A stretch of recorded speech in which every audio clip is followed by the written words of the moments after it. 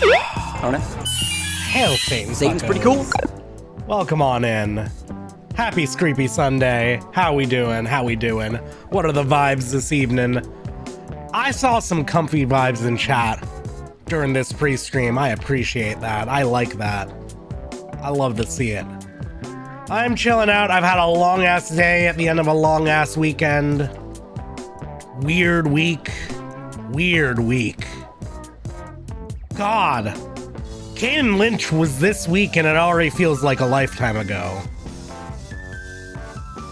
Think about that. Thievin was this week. The No More Heroes 2 finale was 2 days ago. My God. I really liked that game. I will say finale not as good as the first ones. I'm excited to see where it goes from here. How are we doing though? What are people up to? It's gonna get cooler this coming. It's been cooler over here, and I am into it. I just need the AC and not also the fan. It's incredible, right? I forget if I mentioned this the other night. Oh shit, there was something I meant to. Oh my God, yeah. I've been playing through the Onimusha games just offline, like off stream. Just like a personal thing I've been doing, you know, just having fun with it, just chilling, just as like a little thing to, you know, I needed an off-stream game. I've been craving a kind of retro fantasy adventure. But I started Onimusha 2 yesterday after work, and let me tell you, the drop in quality in terms of the voice acting specifically is immediate and fucking hilarious. Hello, Riles. Welcome on in. It's been a little while. Reading up on my Space Marine. Fuck yeah. Oh, the fifth seal. Oh, I've heard good things. I've been meaning to watch the seventh seal, actually, very recently. Have I managed to make the game work? We have not tried yet. We are not chomping at the bit. We're going to make it happen, Noisy, but we are both employed and streamers. So like, you know, scheduling takes some time to get together, right? But I will reach out to her about that soon. 3, you get Jean Reno out of nowhere. Yes, I know. I'm very excited for Jean Reno. Wait, no. Okay, so wait. Oh yes, I found. Okay, so this one voice actor cracked me the fuck up. I don't know what it is. I wonder if it's gonna hit the same.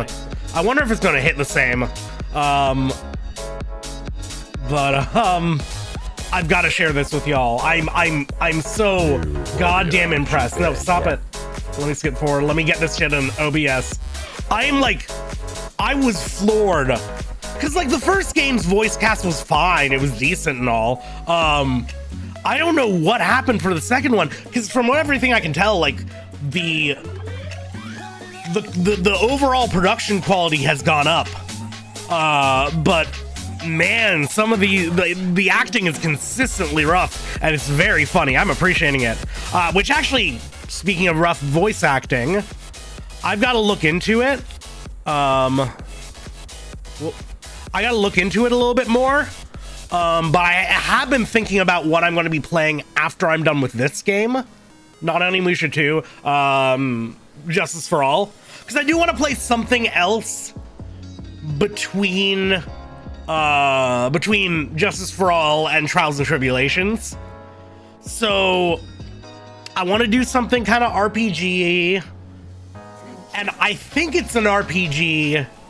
It's certainly been having its moment on Twitter and YouTube recently, and I think I want to strike while the iron's hot. I kind of want to play Robot Alchemic Drive soon. The one with the really bad voice acting, the mech game with like a robot killed my grandma line. I'm thinking about that. I gotta look into it a little bit more. Might be a quick and easy emulate, but that might be coming soon. Wait, okay, so let me give this a okay, just I am floored by this lady's performance. I don't know What about it gets me? Oh shit, I'm out of the... What? A demon woman. You're behind this. I'm in awe. Kyubey, the one responsible for burning down Yagyu village is Nobunaga Oda. What? She like goes from like a old lady to Midwestern mom with the way she pronounces anything Japanese. You can hear her turn the page. Wait. Is Nobu responsible? Wait. Kyubey, I'm listening for the it. one responsible for burning down Yagyu village is Nobunaga Oda. What? Kill him, for he is the real demon. Kill him. It's giving my precious powering. It fucking is. It fucking is. Yes. Oh, you can in her cadence. Yes. Oh yeah, you can hear her eyes scan down and like warp over to the opposite side of the page, the next line. He is the real demon. Demon. A demon? What are you talking about? Defeat the demon, Kyubey. Your hand. The emotional spectrum of that one line. The emotional spectrum of that one line. Like, it's a fucking roller coaster. You can see, it's like a sine wave. You can watch it bounce up and down. Defeat the demon. Wait. Defeat the demon, Kyubey. You can really hear her like build up the effort for this line. Defeat the demon, Kyubey. Your hand has the power to absorb the souls of demons. Use this power. Why does this line have such weird downward trajectory? To absorb the souls of demons. She says demons and she turns very serious. This power to defeat Nobunaga.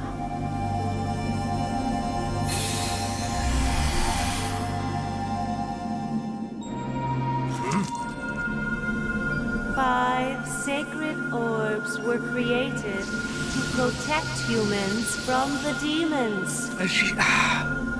Charity. Shout to charity. Faith, honesty, respect, and strength. Gather all the orbs. Was she given any direction? Was she given another take? Was she given another take? You must go to the dragon shrine. Nick and Mia looking real tough. Then you may begin your quest in the gold mine in Imasho. Who are you? You can do it, my son. She sounds so goddamn sarcastic. And then yeah, that's how you learn that she's mom, apparently. Anyways. I gotta get this as a soundbite, actually. You can do it. It's giving Father, I need to see the world. What the fucking Pinocchio? Father, I need to be on my own. Who are you? You can do it. Oh god, she ate with that. Okay, anyways. We should Phoenix some rights today, huh? We got a whole trial to get into. Theoretically, things might get heavy. That's the thing we gotta just be prepared for. I don't know if it's gonna be a long stream. Last time we had a trial day, I really went in raw. I don't know if this is gonna be the final trial day or if there's more after this or what. I've had a long day though. I want to push myself in tonight, so we're gonna dip out whenever it feels appropriate or like there's a good moment to. But I want to get into this. I always love me a trial day, and this whole case has been an absolute banger so far. Either way, she got that bag. She did well. Based on what little I know about, you know, professional voice acting, maybe more than the layman, but I'm not professional myself. The bag was probably rather small. Hail Satan Lilith, how you doing? How you doing? Welcome on in. She went, yes, girl, I'm giving nothing. It's so fucking true, Vesper. Oh, God. Oh, yeah, Father, I have a world to see. God. Is she doing that because she's a ghost? So she's actually not a ghost is the fun part. She is an Oni.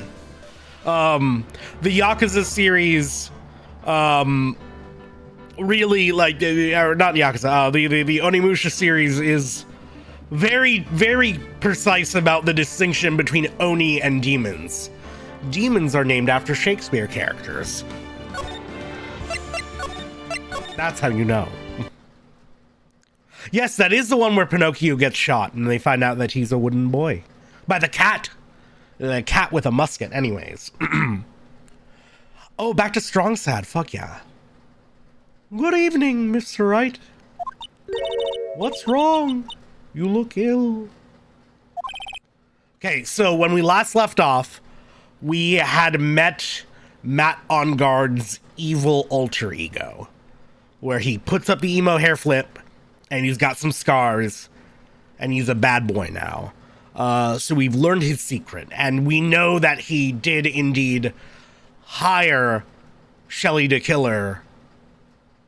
So we're in a bit of an ethical dilemma, which is my like what's really hooked me on this is the fact that for once Phoenix does not fully believe in or trust the person that he's you know, he's representing here. Am I for real? No, I've been lying to chat about the recap of last stream. Yeah, that's just how every day we start stream and I just gaslight my audience for a good, how long is it? We've still got another 40 minutes till our next ad break, but the entire first hour or so is pure gaslighting. Yes, noisy, exactly. Anyways, Miss Andrews. Hey, Debbie. I've come to remove your psych lock. Please tell me she just like intuits what that means. Psych lock? I want to know, and you will tell me. Your secret. Fine. Go ahead. Try to break me if you can. We'll save. Just because I might have to redo this. Alright. Take that!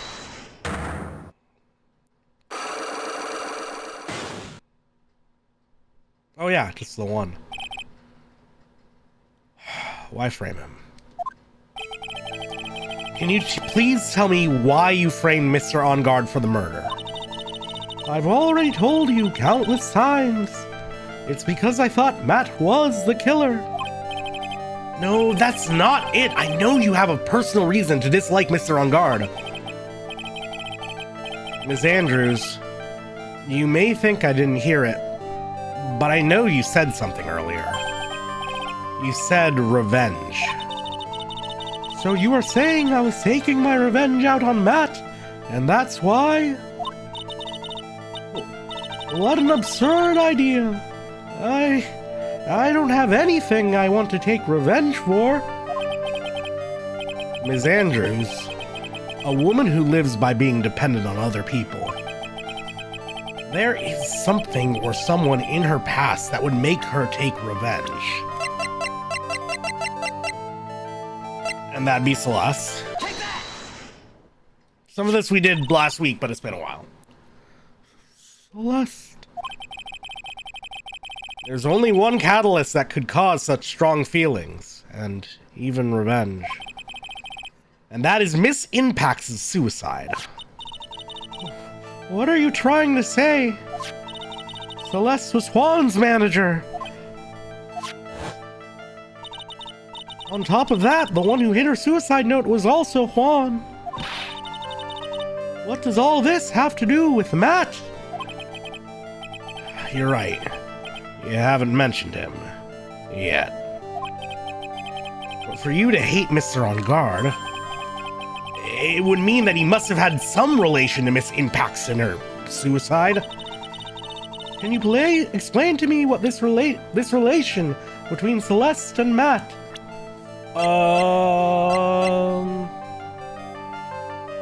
Well, that kind of narrows it down, right? No, Matt's the demon. This is a photo of Miss Impax, correct? She looks younger than when she passed away, though. With love, Celeste. This is Miss Impax's handwriting, isn't it? Where did you find this? Oh, that's all right. It was a rhetorical question. Yeah, it is. I found this at Mr. Engard's mansion. And after all this time, my last remaining secret has been revealed.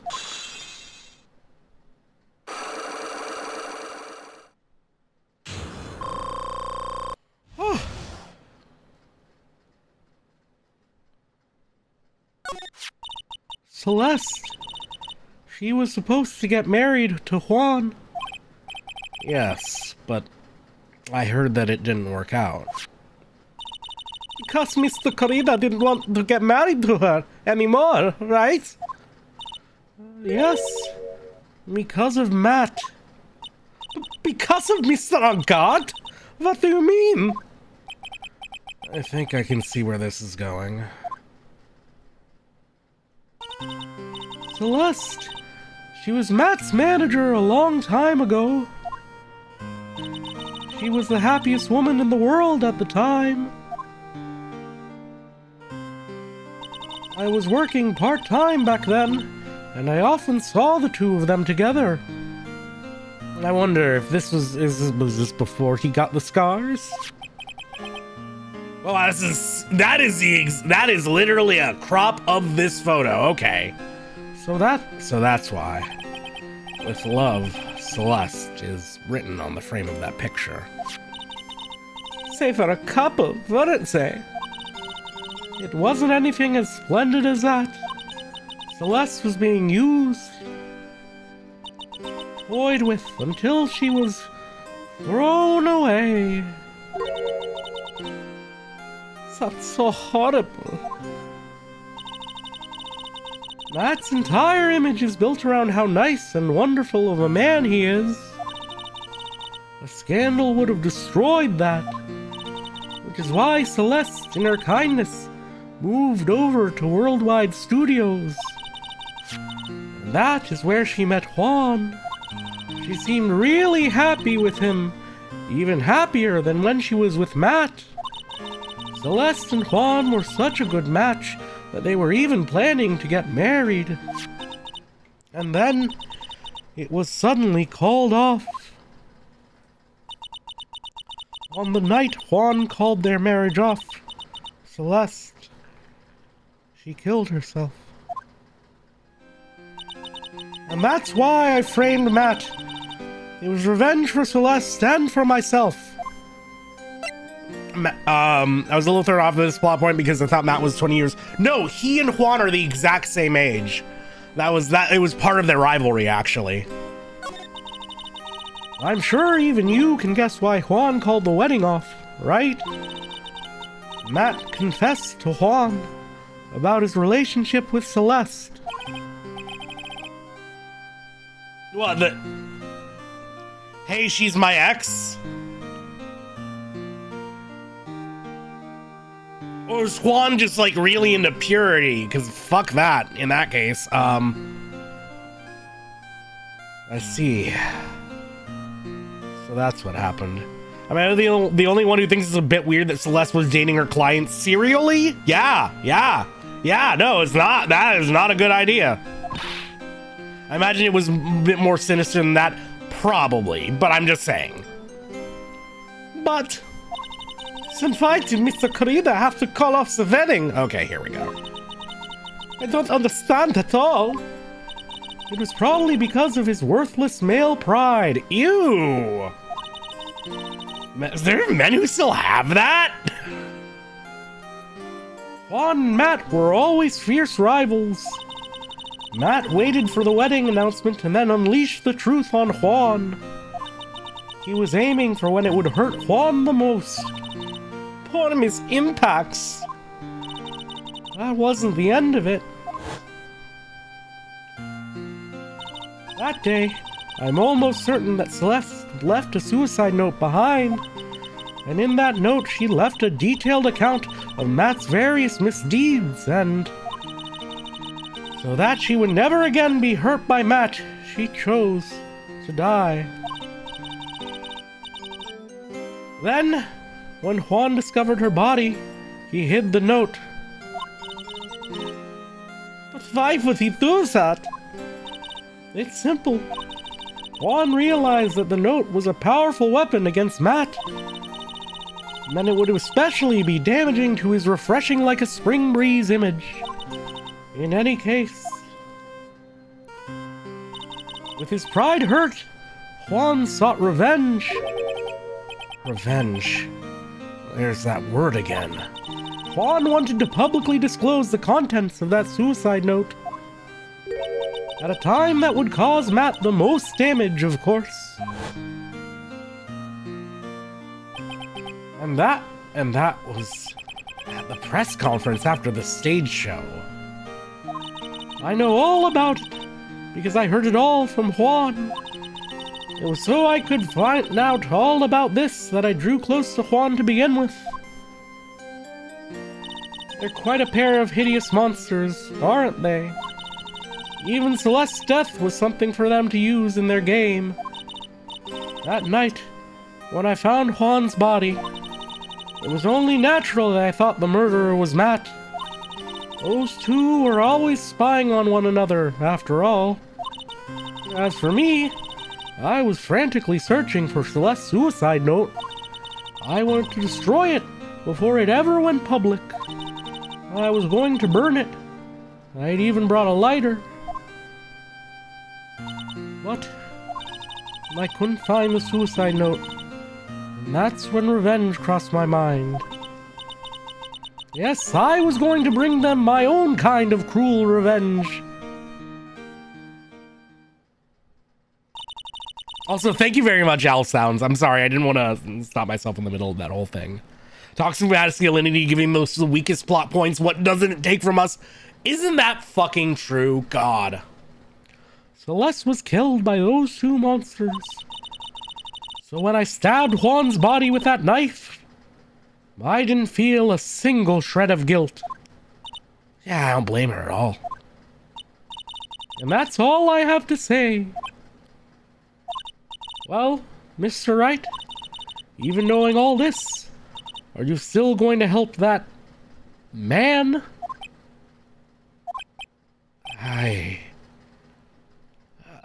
I'm a lawyer. I see. What a foul profession. Damn. This is the realest this game has ever gotten. Oh my god. We've achieved Kino, chat. Thank you very much for your time and for talking with me.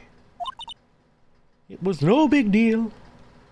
I couldn't sleep anyway. I can't sleep either. Not with Maya's situation or with what I know now.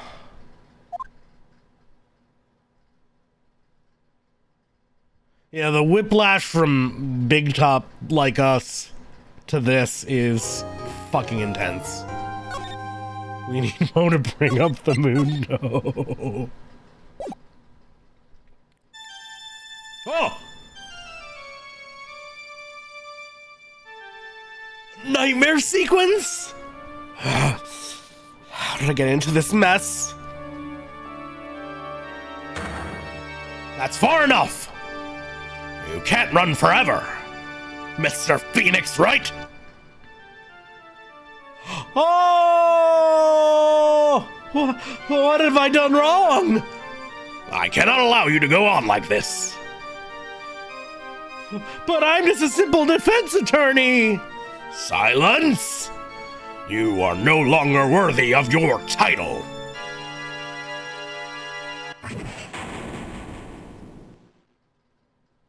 I can't believe they hit us with the toccata again. I love it.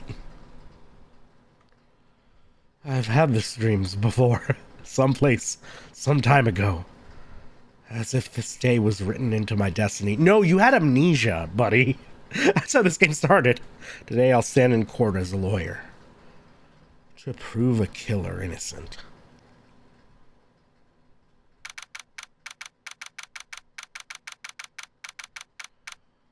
March 23rd, 9:43 a.m. District Court, Defendant Lobby, number 3.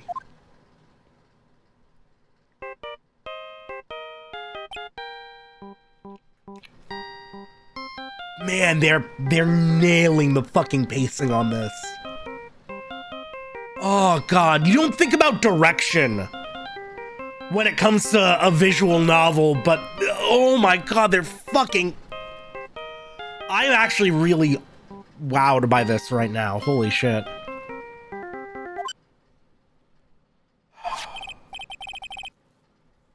Hello, this is Phoenix Wright. Yeah, it looks so well, dude. You're gonna prove me not guilty today, right?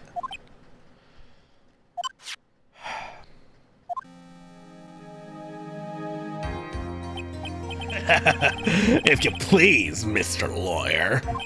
Remember, it's not just me. Your precious friend's life is riding on today's verdict, too. Now listen up. You'd better get in guard a guilty sentence, okay? If you get that creepy slime bag of not guilty, I'll never forgive you, ever! My, Phoenix? Phoenix? Mia! Maya, how's Maya? I don't know. You don't know?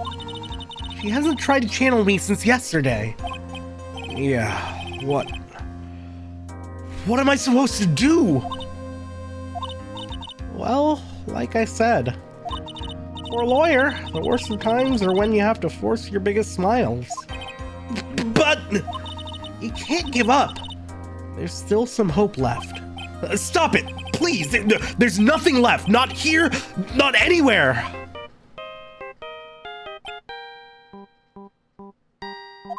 God, sat cursed on guard again.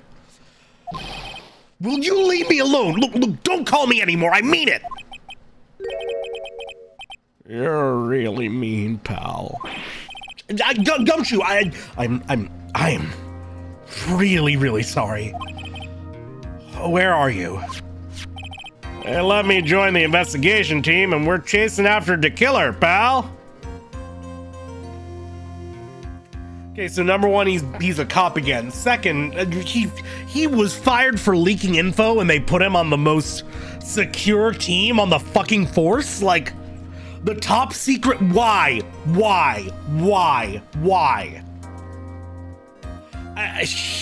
I guess he can take him down from the inside at this point.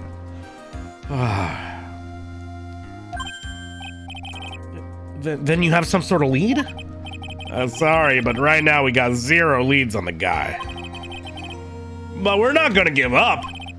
Gumshoe.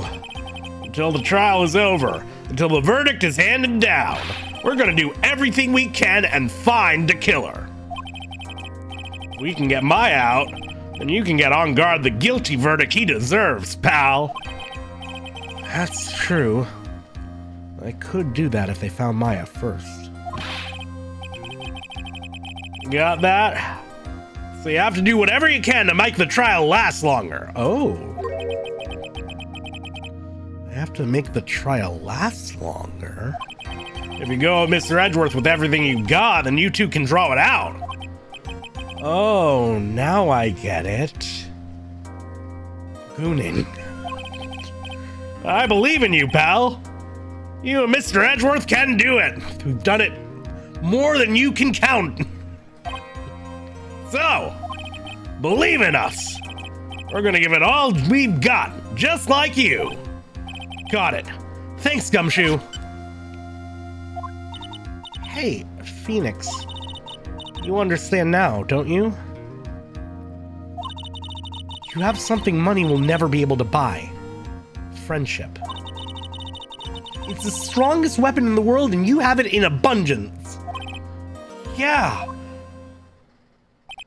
Looks like we're coming to the end. I have to make the trial last as long as I can. Gumshoe will come through, I know it. Yeah, we're edging for what it's worth. I'm gonna put baby sensory videos in front of the judge to make the trial last another hour. We have to sneak like a neat candle or a small like sliding block puzzle or a cardboard box into the bathroom, because then when the judge breaks for recess, he can get distracted for a good like 3 days. Your Honor, skibbity toilet. That's the most appropriate that phrase has ever been, I think. Court is now in session for the trial of Mr. Matt on guard. Hello, Seth. The defense is ready, Your Honor. The prosecution has been ready for a while, Your Honor. Now, as I recall, we concluded yesterday's session with a big mystery on our hands. The mystery being, what exactly was Miss Adrian Andrews' role in this murder? That is to say, is she really connected to the crime itself? Mr. Edgeworth, if you would please inform the court of today's proceedings. Ooh, we could actually... If we got Mrs. Andrews on the stand, we could just have her testify to a whole bunch of shit. I mean, the court's a public record, right? Like, we could spill some shit on the guy. I call Blippi to the stand. Why is that? I know nothing about Blippi other than a children's entertainer, and I think I've seen a picture of him before, and he looks very funny. I don't know why that phrase is so fucking funny to me. Also, hello, Docs. Welcome on in. Missing fingertip to the judge? Oh, yeah, it worked on Maya. You're right. He would actually... No, the judge would condemn us for witchcraft. Let's be real here. All right. Mr. Edgeworth, if you would please inform the court of today's proceedings. Adrian Andrews. She forged evidence that threw suspicion onto Matt on guard, and then proceeded to escape the crime scene by wearing a nickel samurai costume. The guilt of these actions are those from which she cannot escape. You're saying that she is guilty after all. I'm not finished, Your Honor. Ms. Andrews has nothing to do with committing the actual murder. I would like to direct the court's attention to this card. What is that? It looks like a shell. This is the calling card of a certain assassin. Assassin, you say? Yes, Juan Carrera was killed by a professional assassin. And the person who hired the assassin, his client so to speak, is Matt on guard. Yeah, no, let's start with it. Let's start with this. What a surprising turn of events. So the dragon was Mia? Yeah, we need to get him to watch Thievens' stat. It will only waste half an hour, but it'll be a very, very entertaining half an hour. I am really happy that chat took to Thieven. Because yeah, I was discussing this with the bud who showed me Thieven earlier today. We had a moment where we were like, I don't really know if Thieven's actually that big outside of our circle. So it's good to spread the brain rot. I really hope people still think about Thieven frequently. And if you haven't watched it already, watch it now. Chat's baby sensory video just on loop 24/7. I would think it's become commonplace by now, Your Honor. I know what's going on this time. So I know everything Edgeworth has said is true. But we still have to hold out as long as we can. At least until Maya's safe and sound. I wonder how the trial will turn out today. Simultaneously hilarious, but really impressive at the same time. No, it is. It is. It's really a sight to behold. Watch Thieven. Now then, please call your first witness, Mr. Edgeworth. The prosecution calls the defendant's mentor, Mr. Will Powers, to the stand. Oh my god, stall tactics, so we just get to bring out everybody.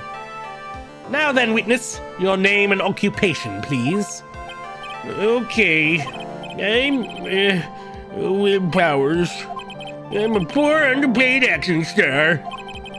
And what is your relation to the defendant?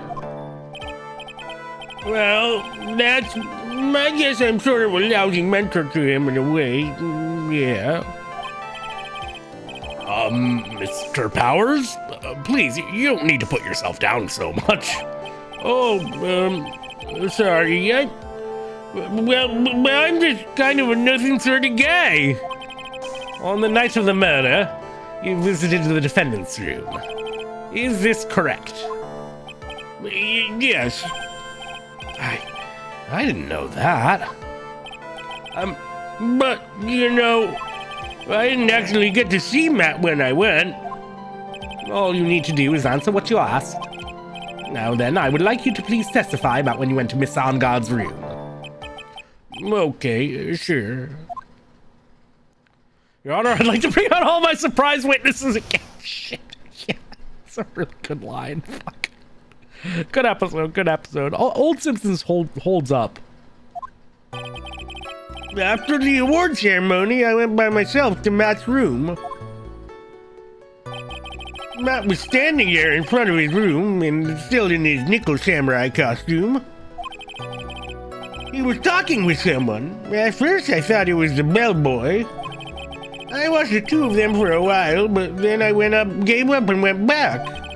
I had guests with me that night and I couldn't make them wait for me. And I have a sneaking suspicion who that bellboy was. Nothing sounds out of place in Mr. Powers' testimony. And talking with the bellboy is no big deal. If one assumes that the person Mr. Angard was speaking with was an ordinary bellboy. What are you implying?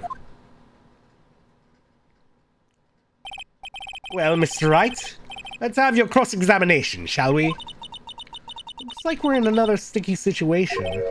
Huh? A trap. Can't you smell it, Phoenix? But for us to find out more, we're just gonna have to charge in head first, right? Yeah, sure, why not? What seasons are recommended to watch? If you're talking about The Simpsons, well, if you're talking about Thieving, it's only one thing you gotta watch. But if you're talking about The Simpsons, I'd say like, yeah, three days considered the golden age. I'd say the first 10 seasons is pretty solid because you kind of see the first season or two not as good, but you can watch it ramp up until like really solid quality, and then you watch the downturn start to happen. But like by the end of season 10, yeah, things are still fine. They're solid. Yeah, after that, it's okay to.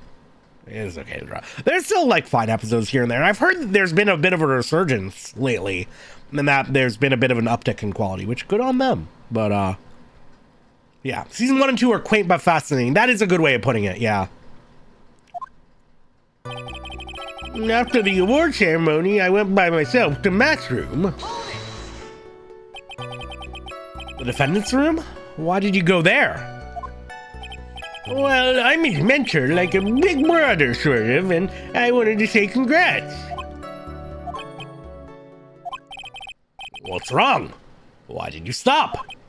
Mr. Wright? Oh, what is it? You're gonna try and trick me into a corner, aren't you? Huh? I know I'm just a poor, underpaid action star, but I'm not the killer. No one said you were, Mr. Powers. No, please don't trick me. Every time you do your lawyer thing, the witness suddenly turns into the bad guy. Oh, no. Yeah, Phoenix would be terrifying from an outsider's perspective, honestly. Every time. Witness, I will personally talk to the defense at a later time. Oh, we're doing more than talking. Hello, Harvey. So for now, please kindly continue and cooperate and continue with your testimony. Sorry. So you went to the defendant's room. And then? Hey, wait a minute. When and how did I suddenly turn into the bad guy here?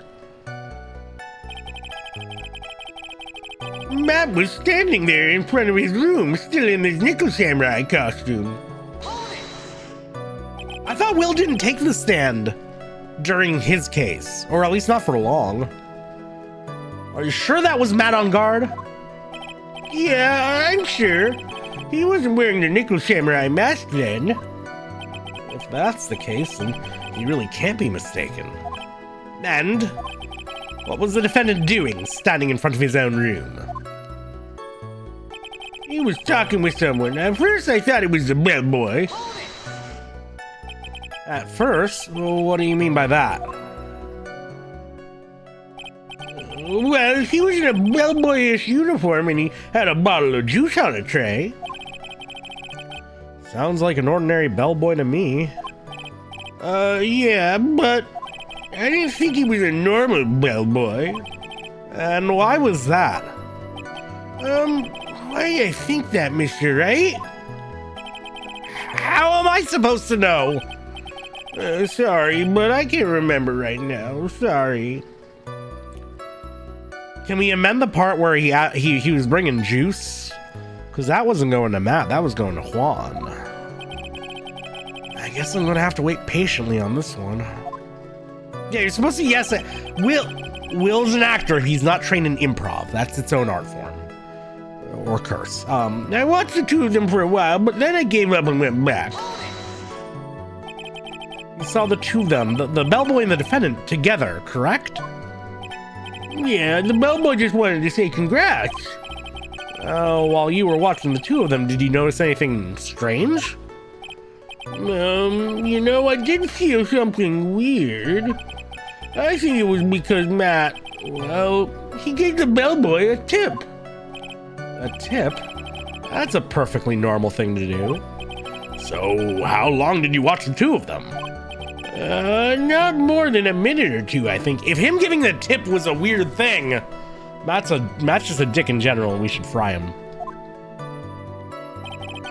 I guess with me that night, and I couldn't make them wait for me. Will's trying to hit so hard, even if he doesn't realize it. So who are these guests you're talking about? You guys, of course. You and Maya and little Pearl. I thought it would be really rude since I invited you guys, but if I disappeared on you. So I went back to my seat pretty soon after seeing Matt in the hallway. This is like squeezing water from a stone. It's probably pointless to press further. Do you remember this incident? Did Mr. Powers leave his seat that night? I don't remember that happening at all. I was making such a racket in her hyper state. I ended up focusing on her. I see. In any case, from his story, he probably wasn't gone for very long. Okay. Now, what can I present here?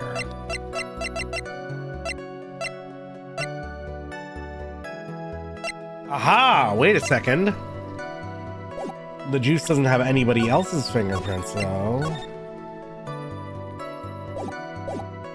Well, he doesn't mention the juice here, though. Goddamn.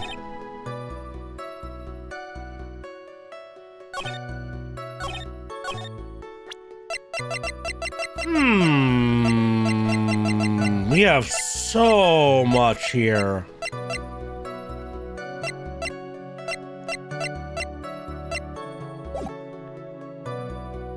I know I've got to present something here. We press him on everything. The juice, maybe?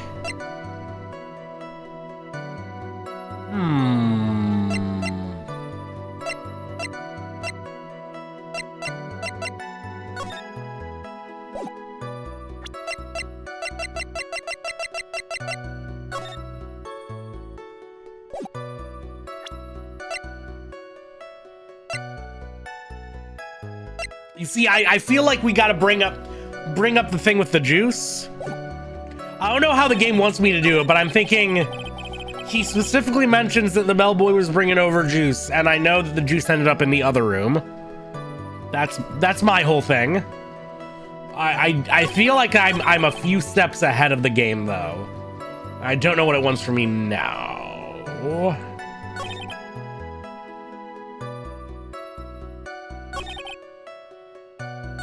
Or maybe by yourself? Wait, by yourself? Because Old Bag would have been around. No, this one again.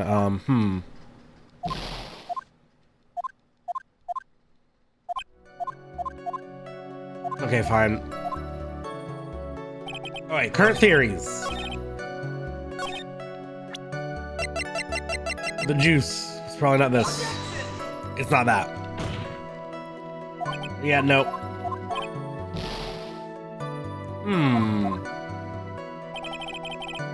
Okay, you said you went by yourself, but Old Bag would have been there no matter what. It's not that either. Hello, Carnivore. Welcome on in. I did say before doing this, yes.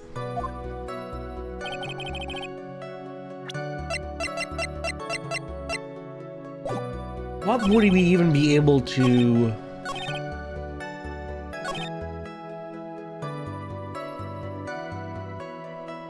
Well, that was us.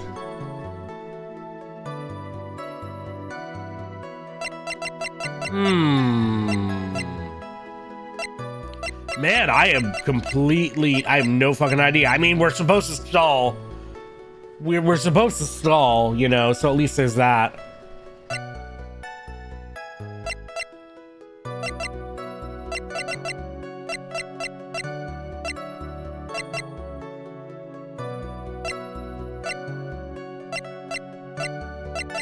There's no autopsy report or anything. Fuckos, I have no idea. You can't backseat? Good. That being said, I will take suggestions from chat from people who do not know the answer. I'm thinking it might be a time thing, yeah.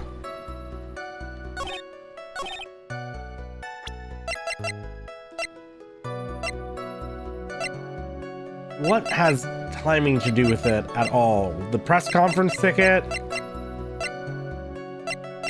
All I can think of is a press conference. Was set to record the room. Do we have the Bellboys profile? We do not. We have John Doe, the butler. Oh! Am I supposed to be... Is it this man? No. No, it's not that.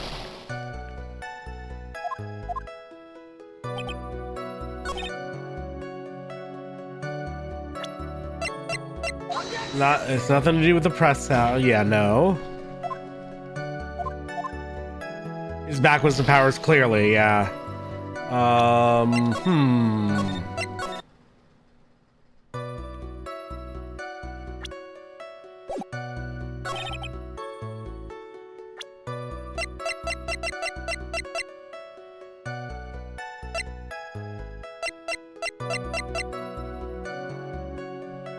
Are we supposed to lose this?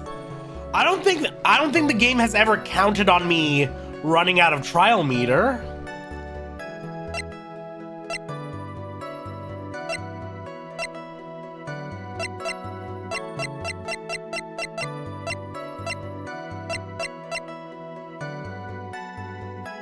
Huh. We're not supposed to lose this. Yeah, I believe that. I believe that. You didn't have guests. You wanted to see the press conference. Nope.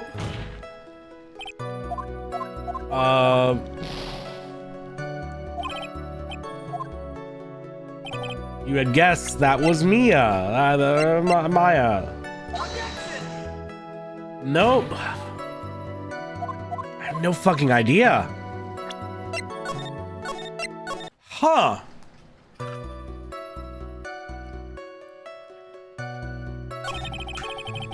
Let's read through these again.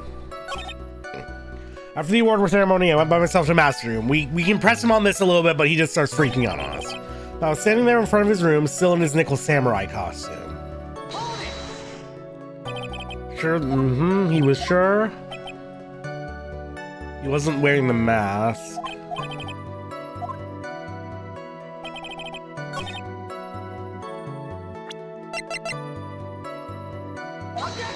Has nothing to do with this. Yeah.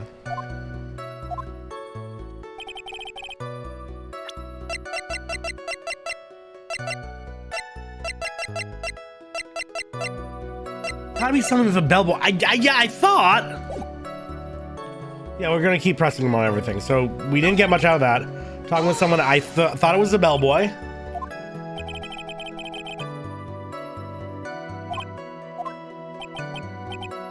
Doesn't give us anything to go with here.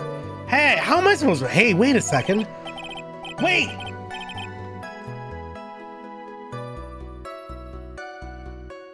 I had to press him on something twice? I had to press him on the same thing twice? I had to press him on the same thing twice? Oh my god. Come on. I didn't think he was a normal bellboy. And why was that? Why do you think that, Mr. Wright? How am I supposed to know? Hey, wait a second. Actually, Mr. Powers, only a few minutes ago you stated. You know, I did feel something weird. I think it was because Matt, well, he gave the bellboy a tip. Okay, so I have to press certain things before pressing certain other things, so from now on you want me to press everybody on everything twice? Is that what it is? God damn it.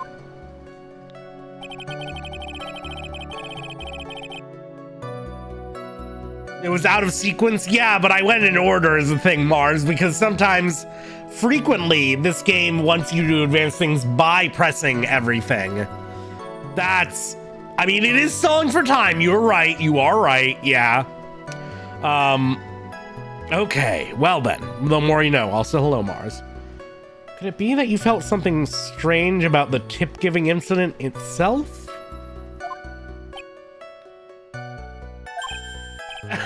Yeah, that's it. You really know your job.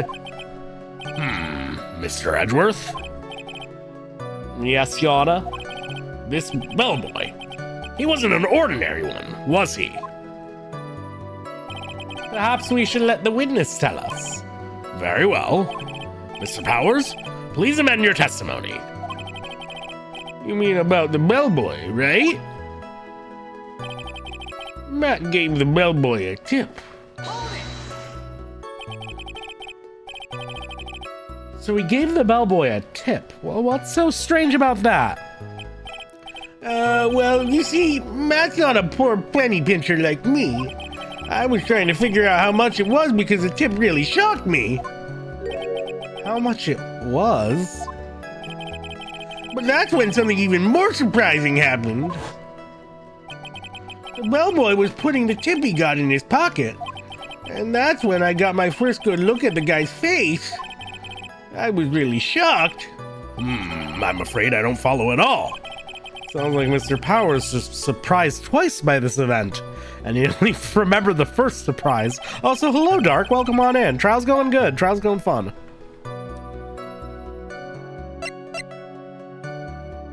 We're gonna have to ask about both, but first... What was so shocking about the bellboy's face, Mr. Powers? Well, he wasn't exactly a boy, more like an old gramps. I hope you know that discrimination towards old men is a no-no in my court.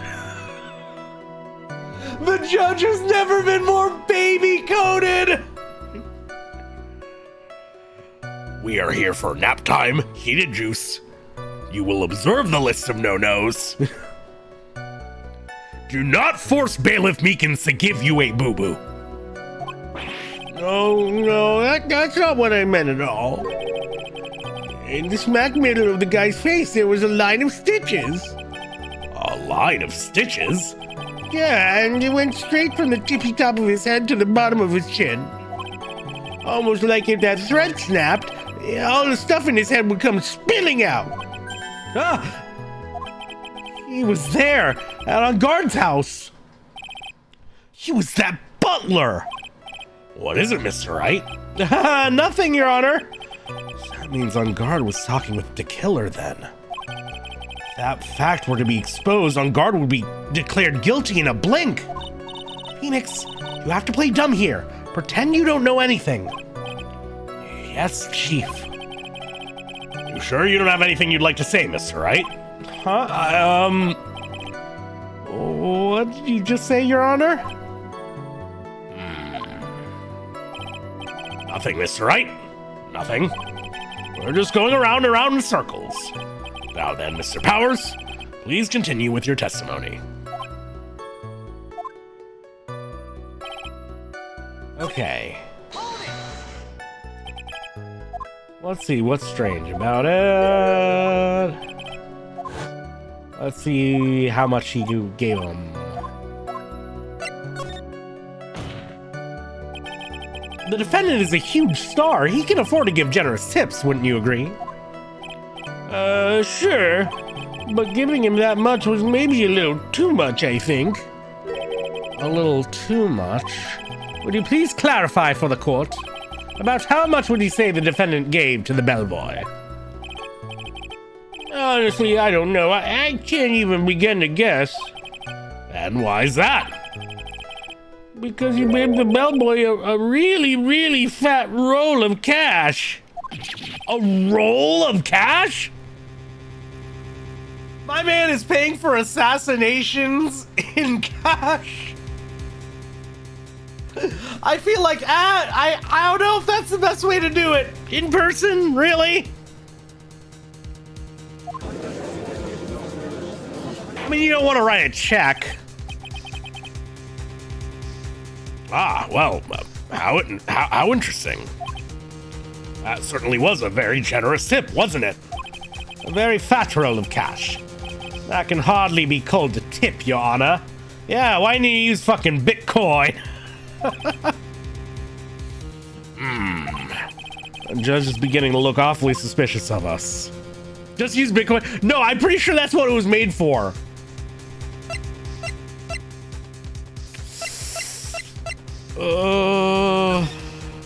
The killer doesn't have a Ko-fi, but I do if you'd like to support the channel. There's nothing I can really object to here. I mean, who can argue that a fat roll of money isn't really odd? Supposing that roll of cash was not a tip, and what was it? Payments, Your Honor. Payment? Isn't it obvious? For the murder of Mr. Juan Corrida. Then the bellboy the witness saw... Yes, he was the assassin. Hold your horses now. Mr. Edgeworth, you don't have any proof of this, do you? Have I ever been unprepared to support my claims, Your Honor? I have here the card Shelley the Killer left at the scene of the crime. Shelley the Killer? He is a person the police's special investigations team has been chasing for ages. I am certain that the person the witness saw was this very assassin, Shelley the Killer. Really? What's wrong, Mr. Powers? No, nothing. Something just clicked in my head and I think I just figured something out. Oh? Do you think his full name is Sheldon the Killer? Holy shit. Yes. Yes, I do now. I do now. We are headcanoning that. Actually, I saw that bellboy later again on that night.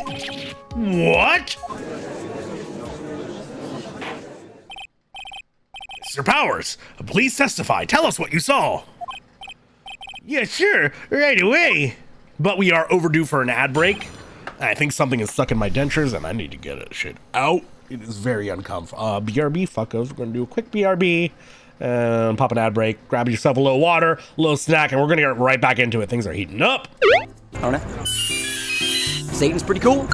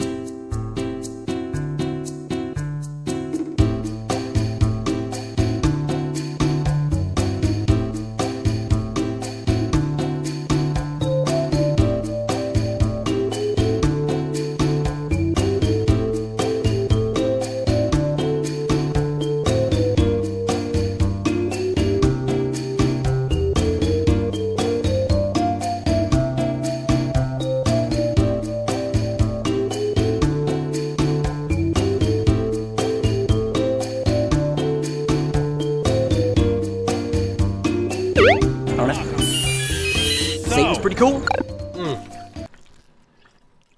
Yeah, lo and behold, there was a singular fiber from a stringed bean that had gotten caught in my fucking denture and was just pressing right up against my gum in a very uncomfortable way. So that has been resolved, and feeling good, feeling free. Yeah, the stringed bean got me. This is what I get for eating my vegetables, right? Anyways. How are you liking this case so far? I am very much enjoying this case so far. Again, like it's cool seeing Phoenix to actually have to like deal with a guilty client. It's something I've been waiting for since the very first game. Since the very first case, really. I've been waiting for an actual moral conundrum to show up. And you know, that's neat. I'm interested in seeing how we deal with that, right? Do we successfully play for time? Or does Phoenix have to make a very, very tough decision? Do we have to make a very tough decision? Who knows? I'm interested. I want to see where it goes. But for now, let's jump back into it. This time, I was in that hallway because I had to go to the bathroom. And that's when that bellboy I saw earlier came out of the room. Of course, when I say room, I mean Juan Carita's room. Oh, well, that's... Will, where were you all yesterday? I think about it, the bellboy did seem kind of out of place. Yeah, so he had to be the assassin, I'm sure of it. I mean... Oh, man, you didn't think about this at all, like, in the last day or so? Thank you very much. This is all we need for now. Huh? But I'm not done. There's still more. Let us first establish that the bellboy was truly Mr. the Killer. Then we shall see. So the bellboy came out of the victim's room. Then if that bellboy really was the assassin, then I think the answer is fairly obvious. That would be correct, Your Honor. Well, Mr. Wright, I believe it's your turn to entertain and make us laugh. Also, good point. How is Will still alive? Well, I mean, Shelley wasn't paid to kill Will. He only cares about the job. But yeah, oof. Ha ha ha ha ha ha. This is no laughing matter.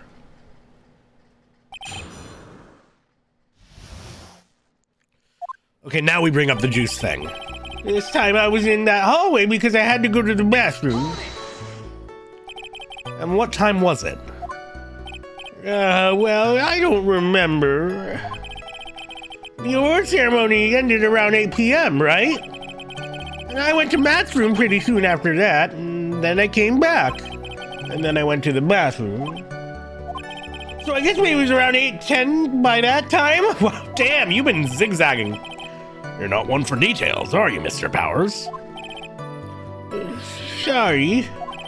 I thought I could maybe catch Matt and say my congrats. And that's when that bellboy I saw earlier came out of the room. Are you sure it was the same bellboy? Yeah. And how could you tell? All the bellboys wear the same uniform after all. Oh, Phoenix, we've been over this. But you see, well, he had those stitches in his face. So I'm sure it's the same guy that was talking with Matt. So which room did the bellboy come out of? Of course, when I say room, I mean Juan Carita's room. The victim's room, huh? Yeah, the one with all the really pretty flowers and teddy bears. It was Juan Carita's rooms, all right. Words cannot describe how screwed I am. Let's continue with the testimony, shall we? Now that I think about it, that bellboy did seem kinda out of place. So what exactly was so out of place about him? Right. Why the insipid grin? Maybe because I have no idea what damaging thing he's going to say next? Well, the bellboy was empty-handed. Oh. Empty-handed? That bellboy was one of those room service people, right? But he wasn't pushing a cart and he wasn't holding a tray either. You'd call that a little strange too, wouldn't you? I agree that it is a bit strange, Mr. Powers. But is it really that unusual for a bellboy to be empty-handed? What should I do? Should I let Mr. Powers' testimony slide, or let's try and pull a fast one on him? There's nothing strange or unusual about an empty-handed bellboy. But there really, really is. There really, really isn't. If you two are done being school children, I hoped Edgeworth would have gotten in on it, damn it. Bellboys are for room service. There's no reason for them to be empty-handed, ever. Your Honor, I ask that when witness's previous statement be supplanted with this new one. Edgeworth, are you gonna do whatever you can to make the bellboy look suspicious? No, this actually works for us, because, you know, the juice. I see. Well, this court recognizes and grants the prosecution's respect. Request. Mr. Powers, if you could amend your testimony, please. Yes, sir. Bellboys should be at least have a cigarette in their hand at all times. I mean, in all fairness, the tray probably should have come out with the tray, but I don't know. No, wait. They usually leave the tray there with the room service, right? Hello, Astro. Welcome on in. How you doing? I thought it was kind of strange for a bellboy to come out of a guest room empty-handed. So you're saying that it's suspicious for him to be empty-handed? Yeah, really suspicious. I mean, when I first saw that bellboy, he was holding a tray in his hand, and there was a bottle of juice and a wine glass on it. There we go. Juice? What kind of juice was it?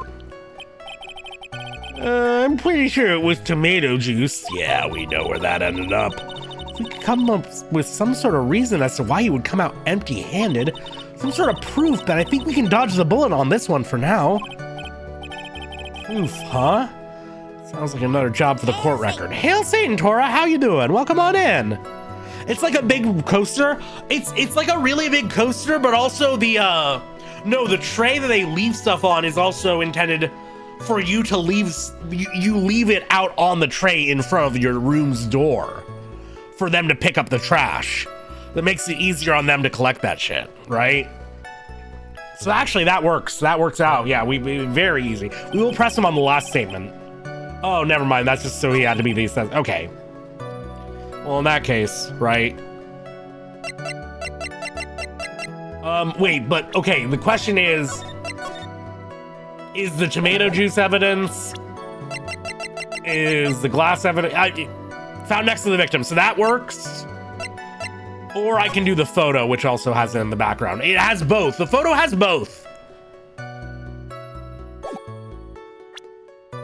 Why tomato juice in the wine glass? That's why you gotta catch the VODs, Estro. Well, we have...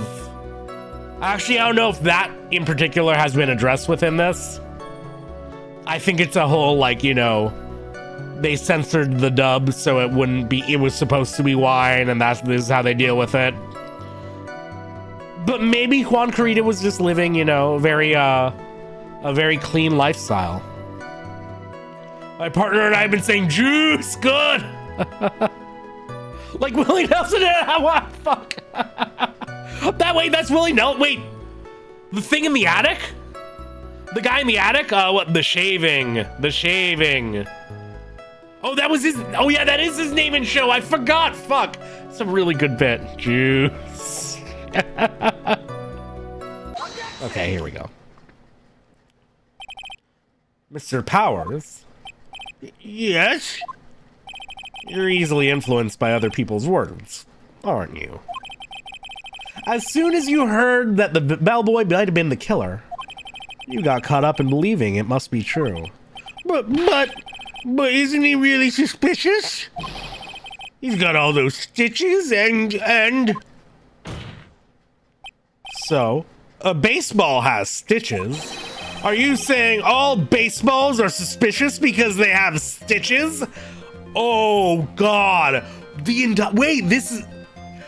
we've actually gone to a point where the game is doing an entire case about how a lawyer can make anyone look guilty or innocent just by creative semantics. We're actually addressing the problem here. Phoenix is self-reflecting. I don't know how much the game is, but damn, this is actually fantastic. Holy shit. I've watched Blazeball. Yeah, fair enough. Okay, fair enough. I feel you don't watch Blazeball though. You just get updates and experience the lore.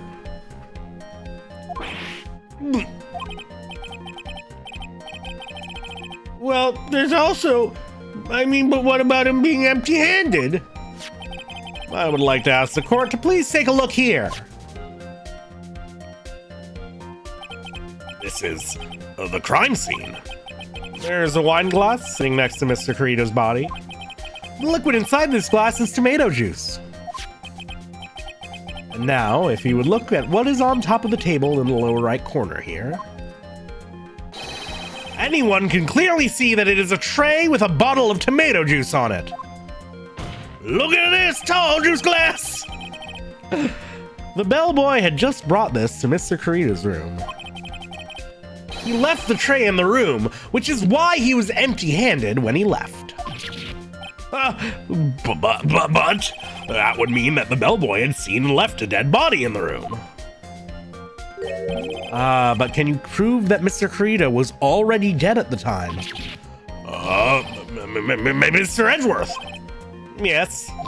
I blame you for leading me down this route. I'm terribly sorry. What is with him? Why is he laughing? Witness, isn't there one more thing you would like to share with us? Is there? The bellboy was empty-handed. Or should I say, empty-handed? I recall you had something interesting to say about his hands. Oh yeah, I almost forgot. What? That bellboy, he was wearing gloves. Gloves? Yeah, pitch black leather ones. All the other bellboys didn't wear gloves like that, right? Black leather gloves. Why didn't you mention them earlier? Sorry, it slipped my mind. Oh boy, does this make the bellboy look really suspicious. Alright, gotta focus. I can't get lax here. So what if he had gloves? A lot of bellboys wear gloves. Come on, Mr. Wright. That bellboy was wearing black leather ones. A lot of bellboys have drip.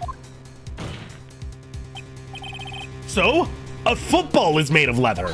Are you saying all footballs are suspicious because they are made of leather? Oh, we're doubling down on this.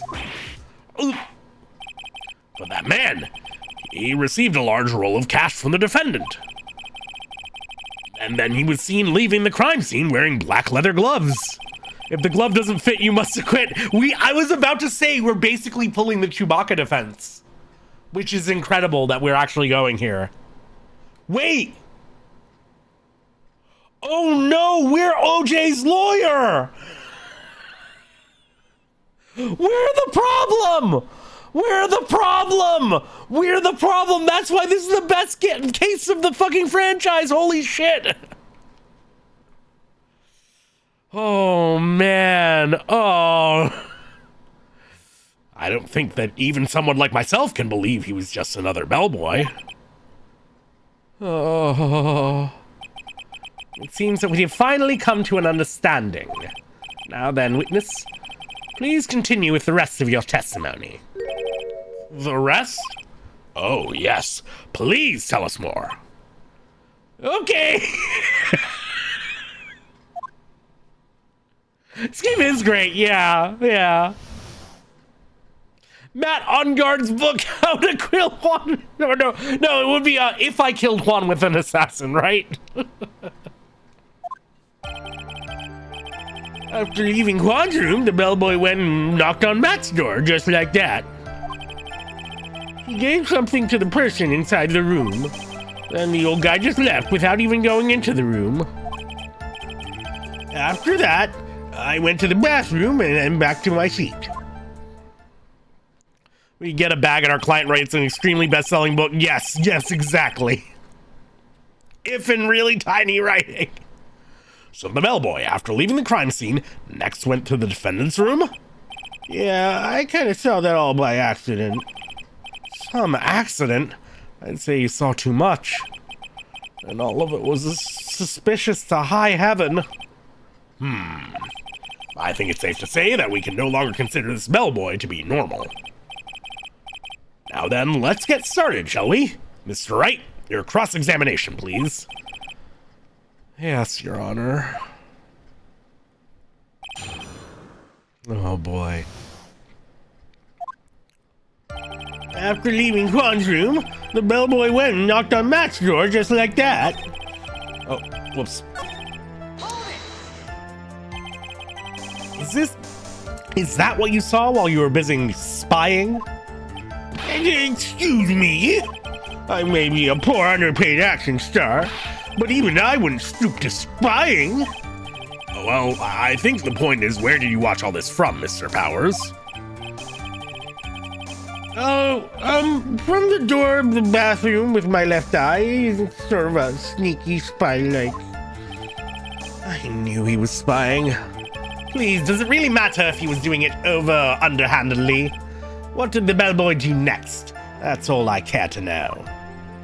Now you know how Edgeworth and Francisca felt all those times? As far as I can tell, Francisca thus far has at least believed she was fighting on the right side of the law. It's very possible. I don't think she's actually fully fabricated evidence yet. She's influenced testimonies, but that's par for the course.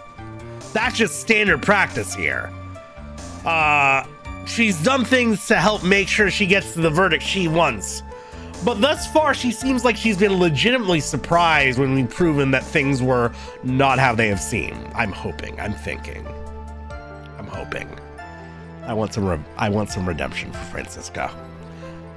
She gave something to the person inside the room. I said hold it. Okay. That's better. What kind of statement is that? Please elaborate and give us a few more details. Okay. I should probably ask him only one question at a time. Let's just make sure it was Matt. So who took this something the bellboy handed off? Actually, I don't know.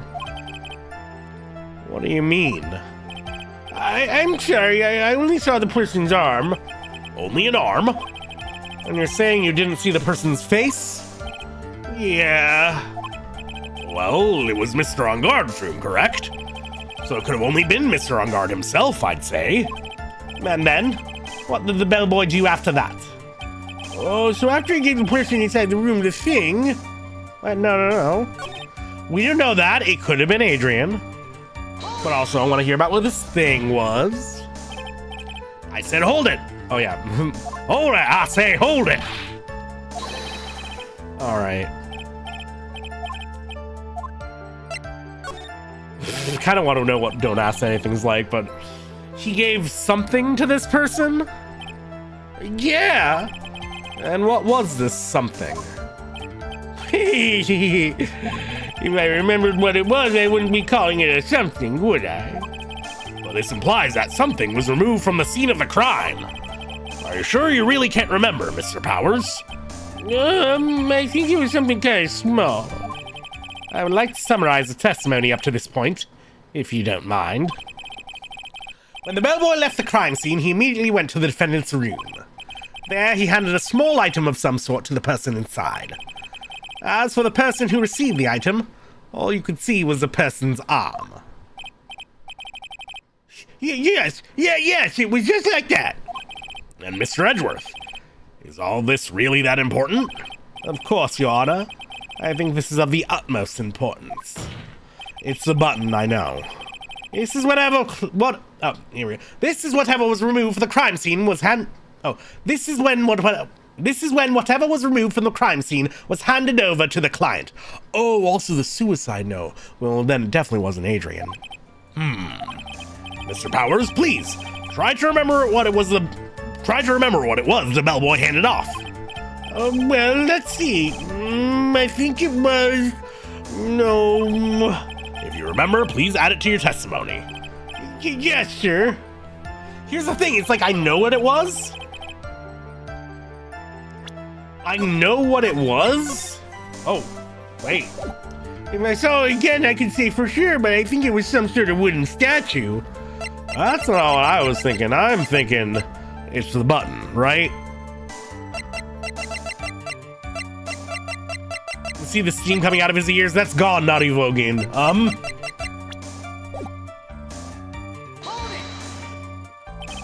A statue? Yeah, it kind of looked like one, I guess. If I saw the actual thing again, I'd probably remember, you know? Looks like for this trial to proceed, I'm gonna have to come up with whatever this statue thing is and show it to him. You're gonna have to trust your instinct on this one and take a chance, Phoenix.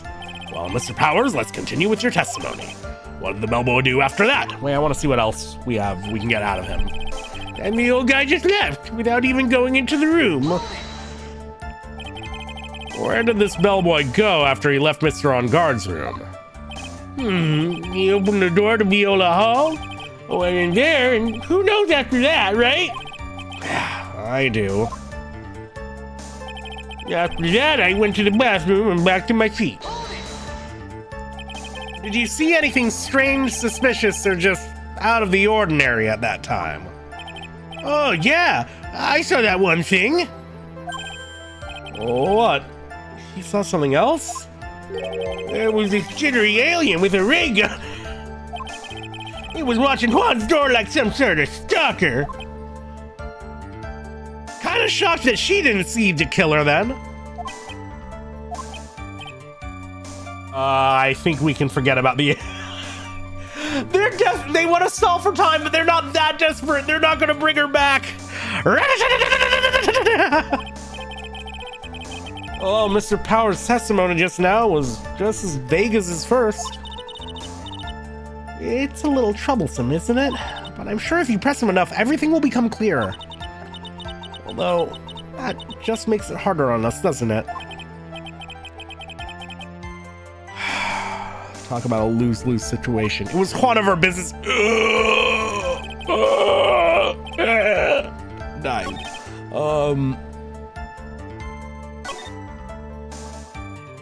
Save just in case. So my immediate assumption is the button, but I'm realizing, yeah, that was removed by Adrian, wasn't it? It is true. Oh, wait a second. Aha! A statue, yeah.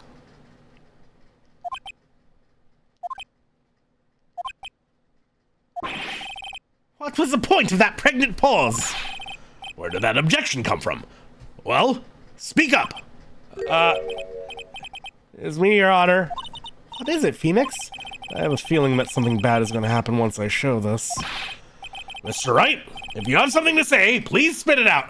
Yeah, I feel like, you know, considering that we found this in Matt On Guard's house. Phoenix, this is really dumb, but it's obviously the way forward. I love that. Yes, Your Honor. Okay, Phoenix. Deep breath. Mr. Powers, the something you saw, was it this item? Oh, hey, that's it. That's a something. Well, Mr. Wright, you really figured it out. I recall we found this at Matt On Guard's mansion. At the defendant's house? Yeah. Well, what does this mean? It's simple, Your Honor. Shelly the killer assassinated Juan Carita in his room. And then he stole this wooden bear from the scene of the crime. Then the bear being found at Mr. On Guard's mansion would mean... It goes without saying, Your Honor. Mr. Matt On Guard is the killer's client. Order! I said order! Mr. Wright, this is the most unfortunate turn of events for you. Yeah. Sorry, Mia. Oh, it's all right. Your judgment was sound. Actually, I figured the bear would come up. Not now, then it would have later on. Even if you hadn't shown it to the court, I'm sure your friend Edgeworth would have. I almost forgot. He knew about it too. I think it is clear that there is no need for us to continue this trial. I can't let this happen. I have to do something. There has to be something we've overlooked. Your Honor, a minute, please. Yes, Mr. Wright?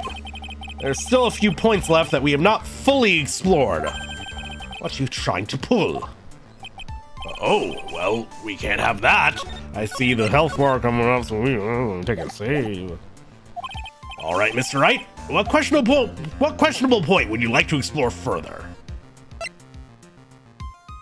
Yeah, I think the person who received the bear is the best option we got. There was one thing in Mr. Power's testimony that was very unclear, and that is the identity of the person who received the bear. He gave something to the person inside the room. I'm sorry, but I only saw the person's arm. As long as we don't know who it was that took the bear, we can't be sure of. Ah!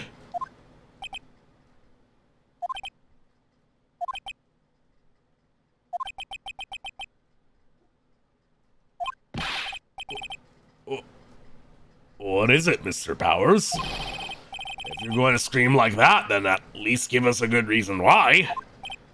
Oh, yeah. Sorry. Actually, so I remembered. I remember who took the bear. What? Really? I mean, I only saw his arm, but the arm, it was a Nickel Samurai's arm. I swear it. Aha! Aha! We know there were two of those costumes there. Easy. You've got to be kidding! Oh, you should have that, Mr. Powers. Yeah, I'm sure it was a Nickel Samurai. Or so you think. Order! It looks like you've dug your own grave. Yet again. How many times is that today? I've lost count. So the person who took in this little bear was the Nickel Samurai. And as we all know, Matan God is the Nickel Samurai. Thanks to defense, we've made that all the clearer. What am I supposed to do now? Mia, help! Phoenix, you idiot. You're not remembering yesterday of the trial? You don't have time to act lost. You gotta find another angle to attack this from. Hurry! Now I will bring this cross-examination to Your Honor. Again, Mr. Wright, you've already removed any and all questionable areas of his testimony. It's about time that you are removed from this court, Mr. Wright. I have to find something. Even one more little point will do. This might be There are still questions left unanswered. What are you trying to pull? Oh, well, we can't have that. All right, Mr. Wright, what questionable point would you like to point further? Can I go for it again? Because again, we didn't. There were two costumes. There was one thing. No. Does it loop? It just loops it? It loops it? God damn it. Okay, I'm not skipping through all of that again.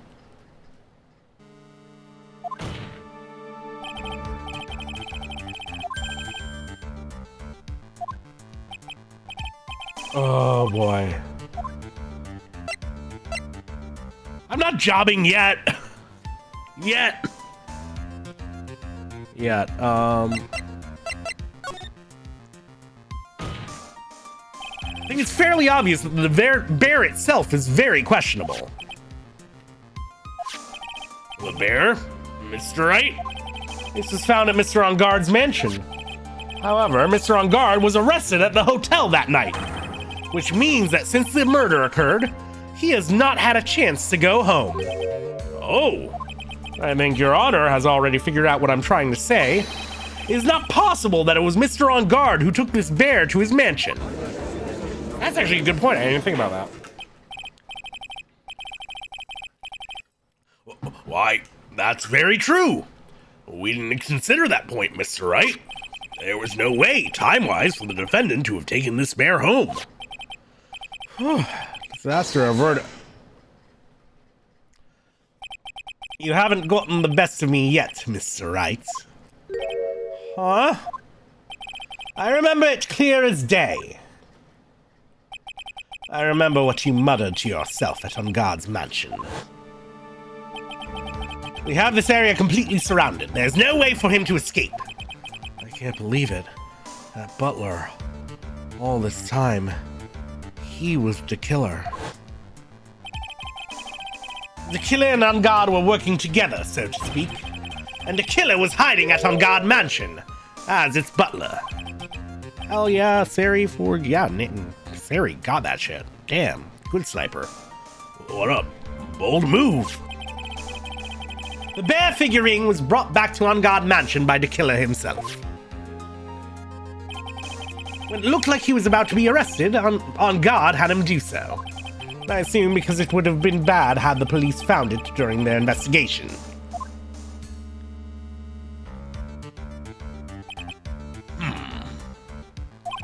Well, Mr. Wright, you've been quiet for a while now. It's too much. Isn't there anything I can attack at all? I think we've heard enough. We know why this beggar figurine was at the defendant's mansion, as well as who it was that received the bear from the assassin in his room. Everything has become very clear. The client who hired the assassin to commit the murder was Mr. Matt On Guard. I see no reason for this trial to continue. Therefore, I will now hand down my verdict. Thank you, Your Honor, for your understanding. You see, Mr. Wright, you could not win against the truth, could you? I knew it would turn out this way. After all, what Edgeworth has stated is the truth. Any last objections, Mr. Wright? Oh, do I? What should I do? I mean, I feel like oh, good that we get to save. If we do this, we lose. So we kind of just gotta object and fire blind and hope it works out. What if we gave that one swear to Pearl? Yeah, it's her calling her mom a cunt. Right. There's only one way for me to drag this trial out. The only thing I have left is this one dirty trick. Your Honor, right now we have these two reasons to believe my client is the assassin's client. Reason number one, he accepted the bear figure from the assassin. Reason number two, that very same figurine was found at On Guard Mansion. However, it's possible this is all the work of a certain other person. What are you saying? What I am saying is, it's possible a different person is the killer's real client. The real client? Yes. Tisk, tisk. Is this all you really have? Now then, Mr. Wright, let's hear your theory. Who do you say is the killer's real client, and therefore the real murderer? Gotta be. Adrian Andrews?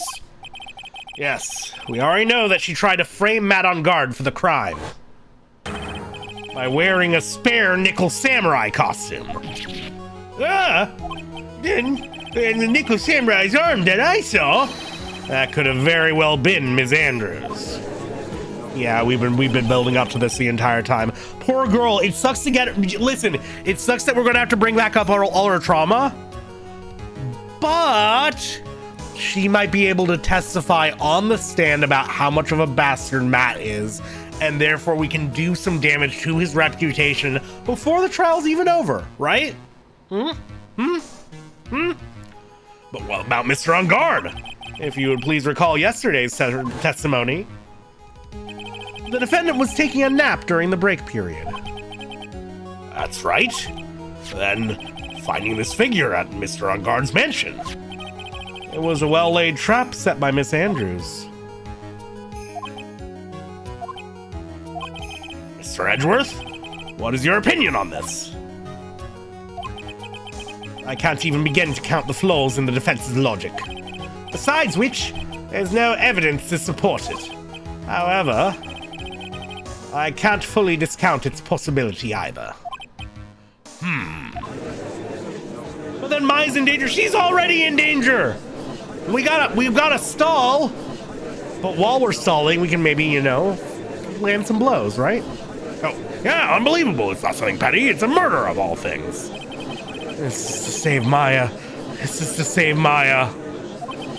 Even if the whole world turns against me, this is one fight I can't give up on. Order, order, order! All disruptive parties will be forced to leave the courtroom. Your Honor. For the benefit of the defense, I am willing to play along with his what-if game. His what-if game, Mr. Edgeworth? The prosecution is prepared to challenge the defense's theory. Mr. Wright, even you must have thought it strange and wondered. Why would the criminal want this little wooden bear? He's right. The killer did specially bring that bear to On Guard right away. Well, why do you ask? Is there something special about it? Absolutely. And I'm sure that once the court knows its significance, the true killer's identity will become crystal clear. Your Honor, the prosecution calls upon a witness who will clear all doubts against Miss Andrews. And who would that be? It's quite simple, Your Honor. Miss Adrian Andrews herself. We're really waiting till the very end till we get Matt on the stand, huh? Love that for us. Yeah, no, Phoenix 100% has a do it for her Maya's picture sign. Yeah, yes. Again, classic Simpsons, good stuff. I see. Well then, the court will take a short 10-minute recess. The prosecution will prepare its witness in that time. Yes, Your Honor. All right. Hell yeah. Oh, March 23rd, 11:54 a.m. District Court, Defendant Lobby, number 3.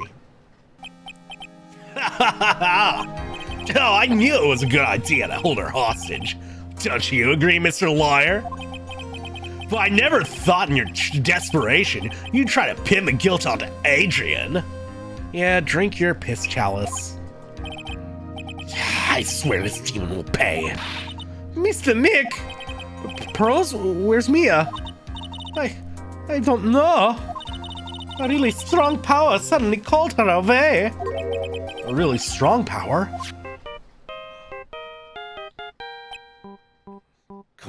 Come on, Maya. Come on, Maya.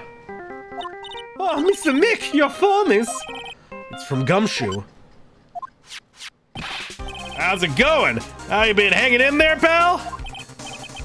Yeah, sort of. We just barely found something to latch onto. Phew, that's good, pal. And what about you? Anything yet? Have you figured out where the killer and Maya are? We still don't have any leads, but... What? We don't have any more time! If we just had one, even a single clue would be really helpful.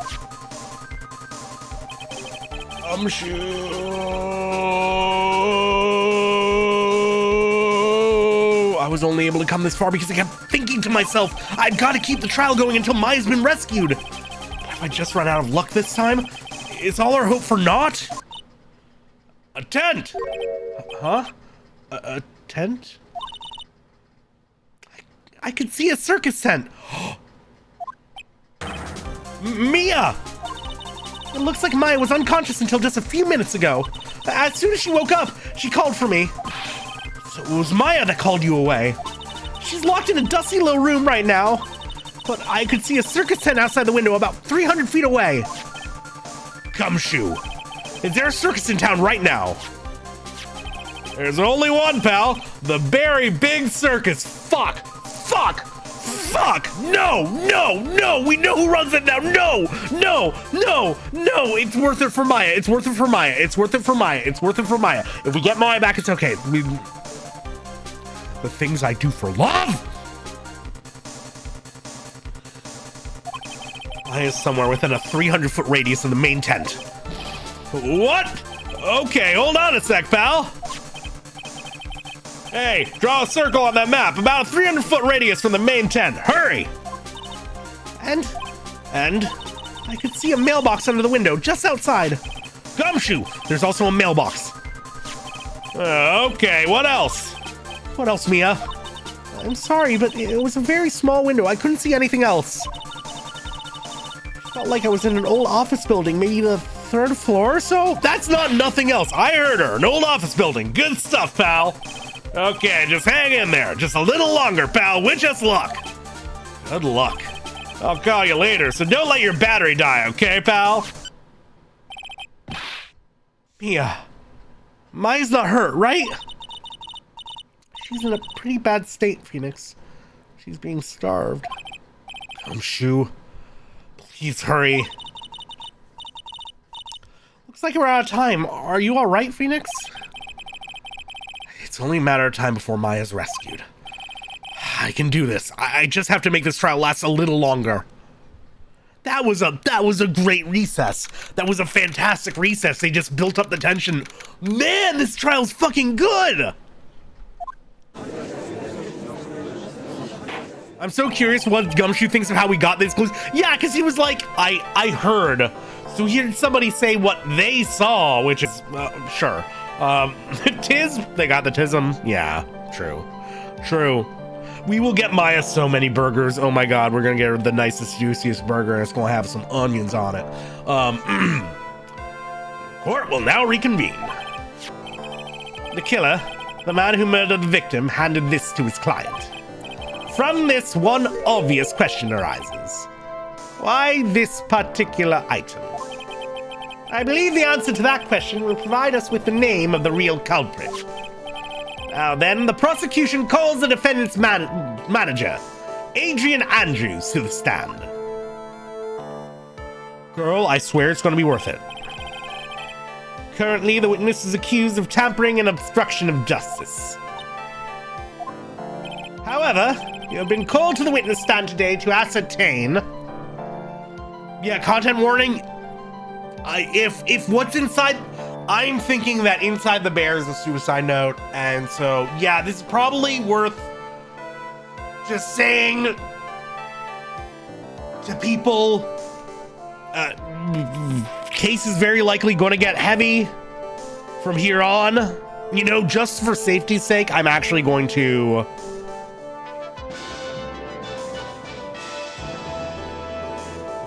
just to make sure the tone is maintained.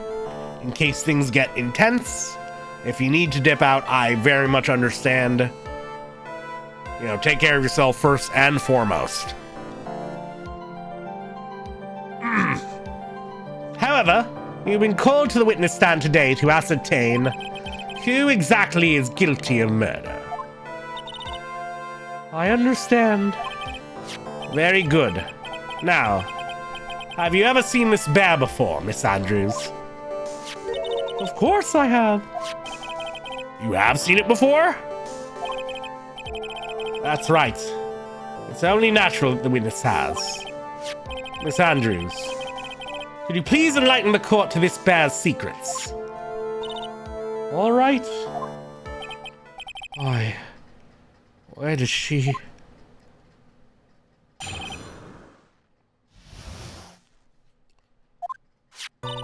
Actually, this is an elaborate puzzle. If you know the correct order, it can be taken apart one piece at a time. At its center is a small cavity with just enough room to store a small item. Because of its complexity, if you don't know the order, you can't open the bear. You really can't tell that it's a small jewelry box just by looking at it. So this figurine, it's a container of sorts, is it? Yes. Looks can be deceiving, wouldn't you agree? Yes. This is superb craftsmanship. Oh, yes, I nearly forgot. You may begin your cross-examination, Mr. Wright. Looks like there really was something to that bear after all. Bear puzzle versus Thinker Clock. Who wins? Polly. The bird. Actually, this is an elaborate puzzle. A puzzle? That's right. But it looks like an ordinary figurine. True enough. To people who don't know, I'm sure they would never guess that this was a puzzle. So what kind of puzzle is this exactly? If you know the correct order, it can be taken apart one piece at a time. So you can take it apart. And how would one go about doing that? Well, if you first turn its tail to the right and then push it in. Oh, yes, I see. Oh, yep, no, he's doing it. Real hands-on. After that, the arms and legs are free to move and can be removed. Oh, this is most interesting. Manhandling evidence. A boy and his new toy. It's like he's 5 all over again. No, we've established this. Judge has Benjamin Button disease.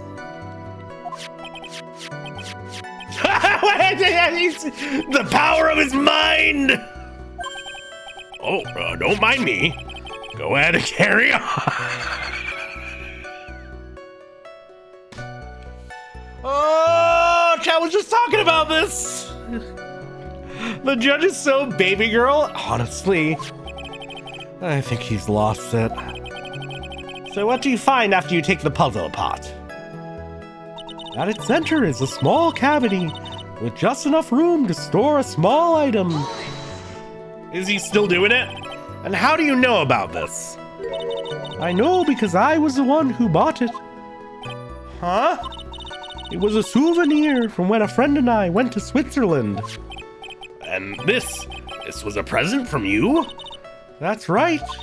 It was a puzzle in the shape of a bear, so I thought it would be perfect for Juan. So it was a present from Miss Andrews.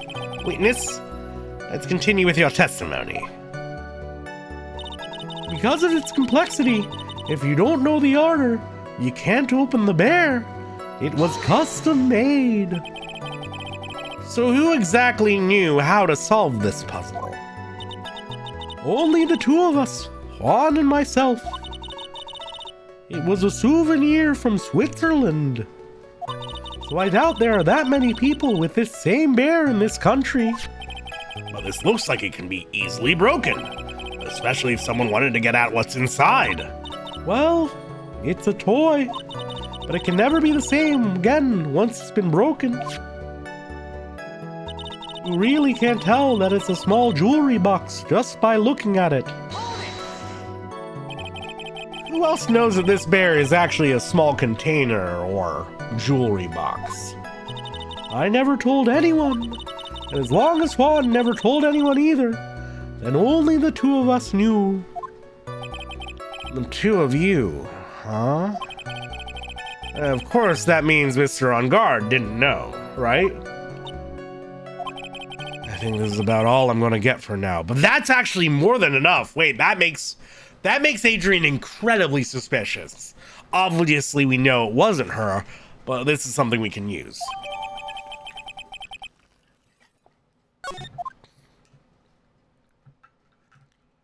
Well, Mr. Wright, I think even you have come to realize. There's one very important fact we have uncovered, and that is this. This bear is actually a jewelry box. Now that we have agreed to this point, there's only one logical question that can come next, and that is this. What is inside this box? What's inside? That's right. That's what we are going to find out next. Witness? Yes? You are the only one who can open this. please. What's in the box? There's a painful silence hanging over the courtroom. All eyes are on Miss Andrews now as she solves the puzzle and takes the bear apart. I've opened it. Hello, JT. Is this what you wanted? What is that? It looks like a note. I don't think we need to guess at what that is. Do we, Mr. Wright? It's the suicide note. Yep, things are about to get real heavy, chat. Be warned. The suicide note? The suicide note left by Juan Carita's former manager, Celestin Pax. Until now, no one knew of its whereabouts, but just as we suspected, it was hidden. Hidden by the victim, Juan Carita himself. It seems Celestin Pax had very beautiful handwriting, and she just as beautifully signed her own name on this document. This is most definitely the note she left right before she committed suicide. Order! Witness, did you know about this? Yes, I did. I heard all about it from Juan. When I discovered his body, I looked for the bear. I wanted to destroy the note before it became public, but I couldn't find it anywhere. Because it had already been taken by the killer. Everything is going at Mr. Edgeworth's pace. So now that the suicide note has been found, what's the next logical question? What was written on the note? That's right. At least that's what I would think. Now then, I believe it is only appropriate that the contents of this note be made known. I can't stop you, can I? I went through so much just to get my hands on it. And I was going to burn it for her sake. I'm deeply sorry, but I can't allow you to persuade me to stop. Your Honor, if you could please read the contents of the note aloud. Very well. Can we get that lady some headphones? Yeah, for real.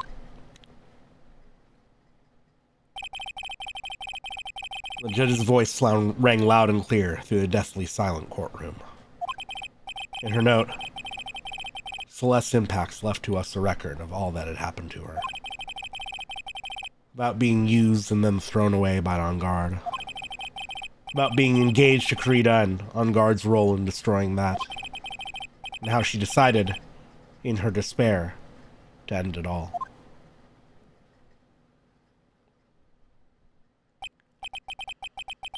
And that's all Miss Impax had to say. There's one thing I would like to say here. The prosecution has no interest in slandering Miss On Guard. Then, what? Our intention, Your Honor, is to establish a motive for murder. Isn't that correct, witness? Yes. On the night of the murder, Juan was going to make the contents of the note public. I'm still confused how to... Oh, wait.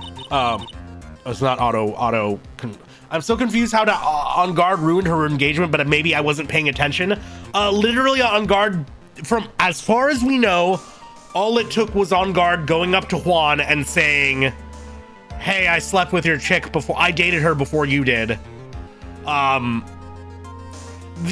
implication is either... which doesn't make that much sense because what, like... Rich people like sleeping with their enemies' exes. Like, it's a thing that Drake was notably scummy for doing, right? The other potential implication is, like, you know, this is fucking Game of Thrones. And, you know, it's full on, it's Much Ado About Nothing. And Juan was like, she be not a maiden! And you know, broke it off because of that. But that's even weaker, right? Yeah, Juan doesn't want used goods. Yeah, it's some shit like that, which is like So fucking lame and disappointing, and Celeste deserves so much better, right? Terrible reason to go. Adrian was right there the entire time. Anyways. After the post-ceremony show, he was going to hold a press conference. My word. That's on God values above all else, his refreshing like a spring breeze image. Which is why he had to stop this note from being made public. At any cost. Especially because I thought it was well known Celeste was with this guy before she dated Juan. It was presented like a surprise, but there's no TMZ. Like, we were already shown how the paparazzi jumped all over Adrian and Juan. So, like, you're saying that they wouldn't have done the same thing with Matt on Guard, the theoretically bigger star. I think there's a layer of censor here. Possibly. That is possible. That is quite possible. Maybe that's muddying it up. But either way, it's not the great. Yeah, it's unfortunate. It's why Chipper said accurately earlier, toxic masculinity takes everything from us. It even gives us a very mid justification for that whole storyline. Which again, still a great trial, still a great case, but it is a bit of a weak link, yeah. I was going to say she should have dated Adrian, but there's a whole mentor-pupil dynamic. Yeah, but I mean, it's maybe better than the manager-actor dynamic, honestly, I think, at that point. And, like, mentor-pupil, but, like, they're, like, a year apart in age, I think. Censure plus cultural differences. I know cultural differences are part of it. That doesn't mean I can't think that some of those differences are fucking lame. You know? You use nothing wrong with used goods. Fuck that. Terrible way of looking at people. Oh, you were about to marry that lady. Found inside the figurine, it tells of Guard's horrible misdeeds.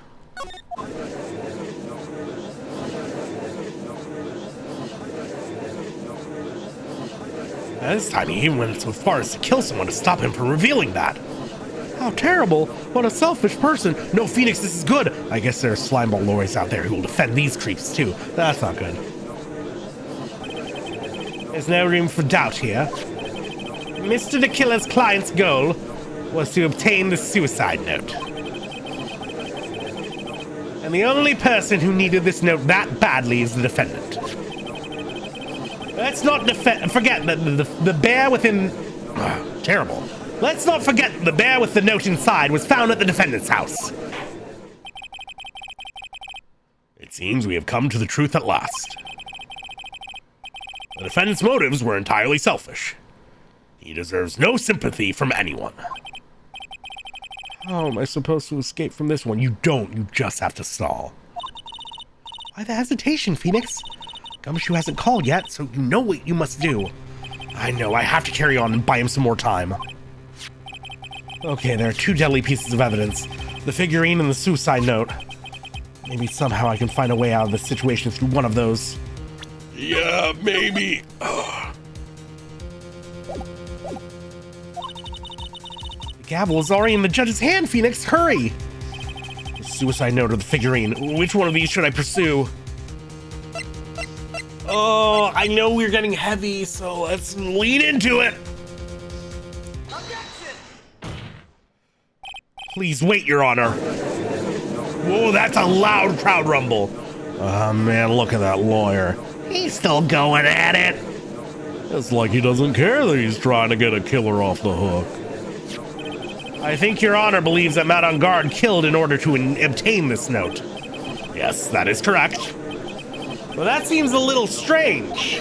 In fact, I think there's a contradiction here. Why didn't he just fucking get rid of the note? This note was hidden by Mr. Kurita until the night of the murder. If that is the case, I say that Matt on Guard could not have known what was written on this note. Oh, I didn't think of it that way. Also, why didn't he burn it? Why didn't the killer burn it? God. Exactly. But I did think of it that way, and I thought it was rather strange. No one in their right mind would kill for a note without first knowing what it said. Should have ate the note.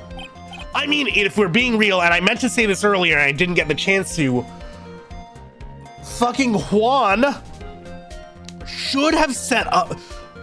Juan should have set up a whole backup plan. If you're going live with blackmail on somebody, you give the blackmail to one other person you trust to drop that shit in the case of your untimely demise.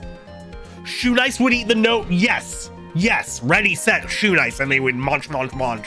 But that's just in the name of his business that will end world hunger. Boeing would have kept the note as a trophy because that's just how they do. But no, I'm a little disappointed in Juan for not having a solid backup plan. For real. Order! You make a valid point, Mr. Wright. Mr. Edgeworth, what is your opinion? It was just a flash, but I think I did rather well in this one. Unfortunately, I think he believes differently. I can't wait for Boeing's bestseller. If we did it, this is... I'm waiting for it too. You know they're going to do it too. I believe a show of appreciation is in order. Huh? The defense seems to be in love with wishing more despair upon itself.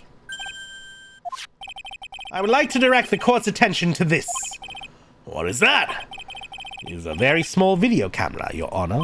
And this type of camera is commonly used as a means of spying. Spying? What the...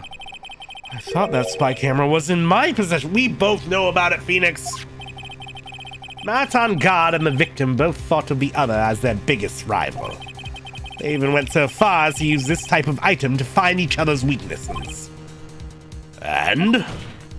The victim, Juan Carita, was being spied on. His personal life was being watched by none other than Matt on guard. You're telling me that what? So Juan would dance around with the suicide note out, reading it loud in front of the camera? What? Like what? Order! Mr. Wright? Yes, Your Honor? You don't tell me you knew about your client's spying activities. Well, sort of. Sort of is not an acceptable answer, Mr. Wright. I see you are confused, Mr. Wright. You're probably thinking, but I have the camera that was in that stuffed bear's eye. No, Edgeworth took the bear home. But this camera that I have is not that same one. Last night, I searched the victim's house on a hunch. Using this Gumshoe's bug sweeper.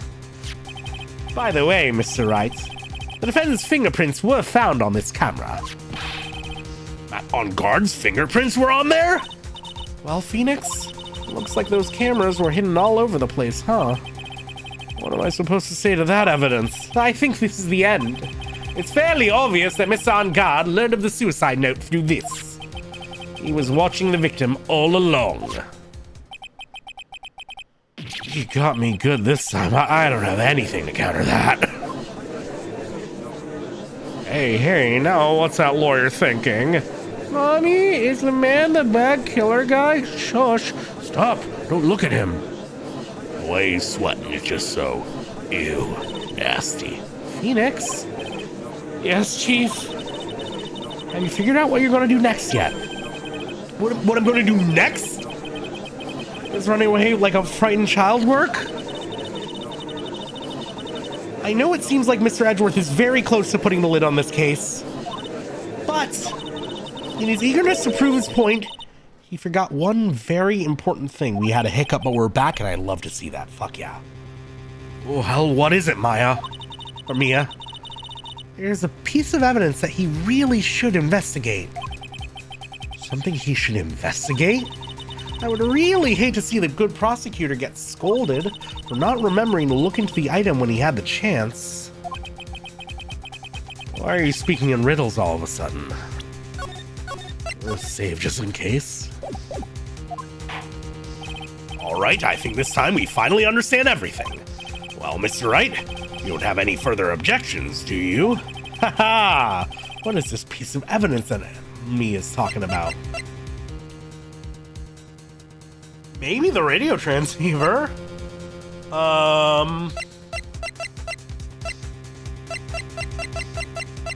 Maybe the transmitter. Maybe the credit card receipt. Wouldn't be the note. We just did the note. Internet issues are so last week. Yes, and we keep it that way. Can I figure out what it is that still needs to be looked at, or should I let it go? We gotta drop something. So I have an objection, Your Honor. That was about the weakest objection I've ever heard, Mr. Wright. Objection! Your Honor, the defense has no intention of letting this go so easily. You're beginning to sound desperate. That's just your imagination, Your Honor. Mr. Edgeworth, this is not like you at all. In your eagerness to prove your point, you've forgotten one very important thing. Hey, isn't that what I just said? Yes, we're doing what any man in a boardroom has ever done. We are taking what a woman says, and we are claiming it as our own idea. So, you're telling me that I forgot something? You're so close, Mr. Edgeworth. But there's something you really should examine about this piece of evidence. Fuck if I know. Fucking, yeah, men! Yeah, this is how we do! This is what men do! I'm taking all the credit, and I'm getting the fucking 100 to your 80%.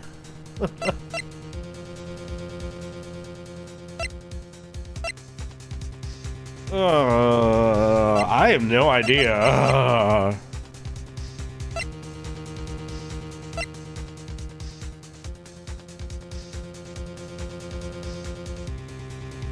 It wouldn't have been the picture card. It wouldn't have been the spy camera, because we're already talking about that. I can't imagine it would be the transmitter. Oh. Well, Mr. Edgeworth? Yes, I do believe some special examination is needed. But I think the item that should be examined is the yeah. The defense's gray matter. Whoops! Mr. Wright, after this trial is over, I would like to see you in my chambers. You're my fucking teacher. I think there are a few things we need to discuss. Yes, Your Honor. Is me into that? You know, that? Oh! Wage regression?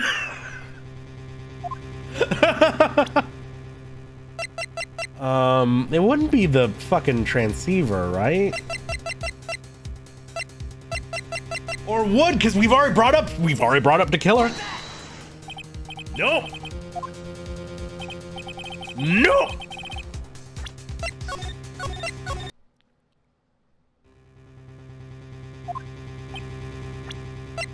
Oh.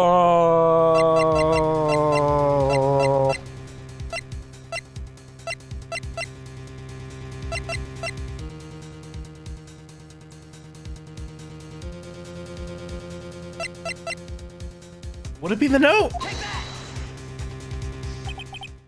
That is Ms. Impact's suicide note, right? Who knows? I mean, sure, this suicide note was found inside this bear. But this bear was in my possession until only a few minutes ago.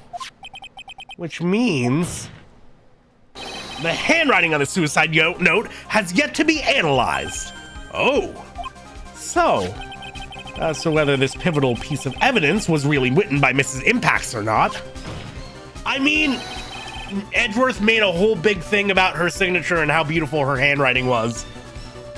So I guess, I mean, it hasn't been analyzed, but kind of weak, sure. That has yet to be even remotely confirmed. Mr. Wright, you can't seriously be suggesting. Mr. Wright, are you saying the suicide note is a fake? Ms. Andrews, you were the one who tried to pin this murder on Mr. On Guard. Who's to say you didn't create a fake suicide note and put it into this bear? How dare you? Your Honor, the defense is indiscriminately accusing the witness again. There's no evidence linking the witness to the suicide note whatsoever. But if this is a fake, then the witness is the only person who could have made it. What? Recall the witness's testimony concerning this figurine. The only person other than the victim who could have solved the puzzle is the witness herself. Oh! Ms. Andrews, you wrote this note, didn't you? Oh, this feels bad. Oh, this feels real bad. You wrote it so you can use it to frame Matt On Guard. I did no such thing. Right, if you're going to pronounce the suicide note a fake, then show this court some evidence to support your theory. That's not how evidence works. This is evidence already. Mr. Edgeworth, you are the one who presented this scrap of paper as evidence. That means the burden of proof lies with you, the prosecution. That's absolutely true. Now, we should have been able to object to the evidence note, or to the note being admitted into evidence, is how I understand it works, but whatever. That's enough, Mr. Edgeworth. Can you confirm the handwriting on the suicide note? It is as the defense stated. The handwriting has yet to be analyzed. If that's the case, it seems that yet again we have reached a point where a verdict is impossible. Impossible? That's impossible! This isn't good, Phoenix. The judge is going to carry this trial over one more day. I don't think Maya will physically be able to make it another day. Yeah, but she's going to be rescued before then, is the idea. Phoenix, there's no reason for us to prolong the trial other than hopefully getting Matt On Guard declared guilty at the end of it after Maya's been rescued. What are your priorities, dude? Phoenix has gotten very confused about what the mission is. Discovery is just a suggestion, yeah. I didn't want to have to do this, but I don't have a choice. I request that both the prosecution and the defense further investigate. Handwriting analysis, my butt. That's just a lawyer trying to buy more time. On Guard is guilty. Look, any idiot can tell you that. I think we've reached the end of the line. Guilty! Guilty! Guilty! Guilty! Guilty! Guilty! Guilty! Guilty!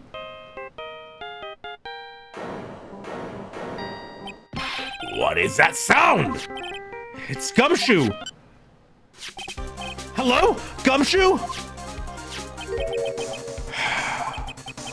What is it with him and what's with that sigh? Where's Maya? What happened to Killer?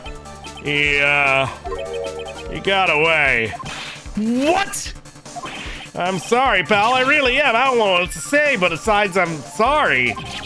I wish there was some way to make it up to you. I really do. Anyway, what's going on? We found his hideout, pal. But, well, the two of them were already gone. Fucking Christ, man. This is terrible. I'm gonna keep looking for them, pal. Don't you worry. I just need a little more time. Denny, I haven't got 5 fucking minutes. But don't tell me we don't. We don't have any more. Guilty! Guilty! Guilty! Guilty! Guilty! Guilty! Guilty! Guilty! Guilty! Guilty! Do you hear that? They're calling for his head. That's right. I can't. For us to come this far and... Oh! Well, what is it? Let me talk to Mr. Edgeworth. I can't do that. Mr. Wright, would you please get a hold of yourself? Yes, Your Honor. There's nothing will look more suspicious than Phoenix walking across this courtroom and handing a phone to Edgeworth. I'm about to end today's proceedings. You may take your phone calls after. Hold on, Your Honor. Edgeworth, catch! Holy shit! Wait! Mr. Edgeworth. Please, you gotta buy us some more time. Court is in session. Yeah, no phones in the courtroom. I'm sorry, Your Honor. You were saying? Mr. Wright, this is a court of law. I'm sorry, Your Honor, but I am reluctant to do this. However, it appears I have no choice but to suspend proceedings until tomorrow. this time I really can't do anything. Court is now adjourned for the day.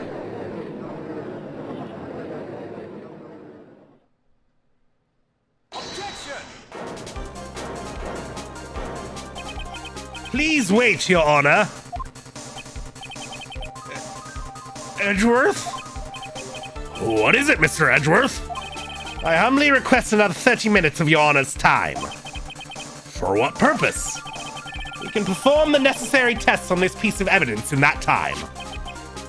Oh, literally half an hour. Fucking. But can you really obtain your results in 30 minutes? I believe we can, Your Honor. But wouldn't it be better if we adjourn for today and then reconvene tomorrow? No, let's get it out of the way today. 30 minutes. Please, Your Honor.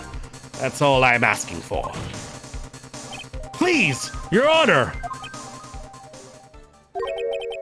Very well. Oh, Edgeworth the homie. At the prosecution's request, this court will now take a 30-minute recess. But be advised, I will not allow another recess today.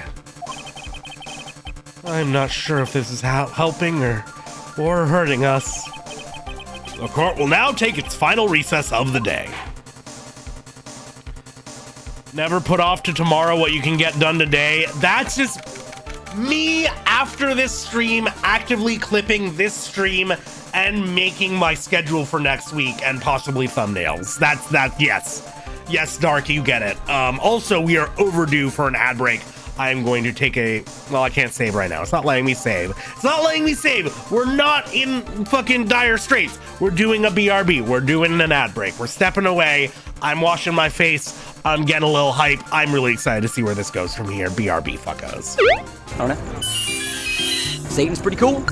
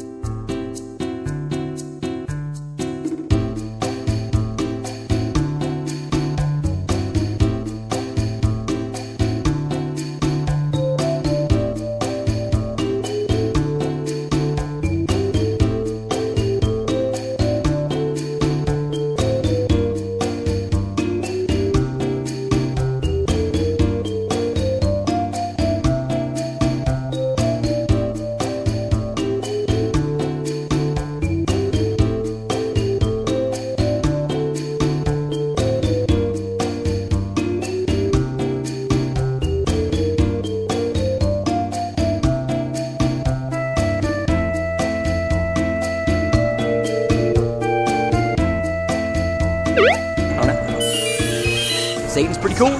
I saw people joining in on the guilties. I saw people joining in on the guilty chants. I appreciate that.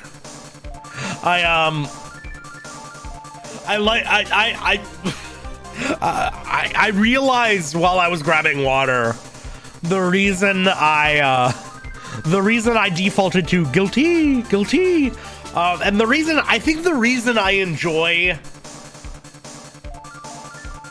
wrongly emphasized words. I think the reason I enjoy wrongly emphasized words is because, like, freshman year drama class in high school, I specifically remember, like, a group was supposed to do a scene from Grease for a project, and somebody like, there's a scene from Grease, I think it's like leading up to Summer Lovin' or whatever, and there's like a bit where, like, somebody tickles another person and says coochie coochie, but the person who was cast in that role had, I guess, never read the phrase, like, coochie coochie coo, like the tickle noises. They never read it before, so they had no idea what it was. So I specifically remember him he tried to tickle somebody, and then he just started going coochie coochie coochie, and I'm never gonna, like, that is firmly lodged in my mind as, like, that's a core memory right there. Just watching this man yell coochie coochie on stage, just fully nope, they went through all those rehearsals and nobody fucking corrected him. It's amazing. Anyways, we are back. It's good to have you here. Let's get into this. Right. Well, what's going on with my situation? The killer. It looks like he got away again. 30 minutes? We can't find her in that time. Or can we? Report! Is that Mr. Edgeworth? We don't have time to spit it out. Right. Looks like we just missed them, sir. But the killer left a few things behind by accident in his rush to get away. A few things? Can we use any of them as evidence? Ho, I thought you'd ask, pal. I've got the things he left with me right now, and I'm on my way over. Really? Hello, Mothman. That's odd. Any items like that are usually sent to the crime lab first. We don't have time to wait for those guys, sir. When those guys weren't looking, I swiped the stuff and ran. What? Well, I'm not a detective anymore, so I had to... I'm really sorry, sir, but I've got to put the law on hold for now. At least he's doing one thing right. Sounds bad. I hope he doesn't get in too much trouble over this. With my Uncle Junk car, I'll say I'll be there in about 20 minutes, sir. Don't worry, I'll be there. Wait for me. All right. Let's get here in one piece. I'm on a mission, and no one can stop me now, sir. No one! I'm pulling out all the stops and running every red light. Items by the murderer, huh? Maybe there's something among them that will be decisive enough to end this. We don't want to end this, Phoenix. We want to prolong it. Oh, my God. Oh, boy.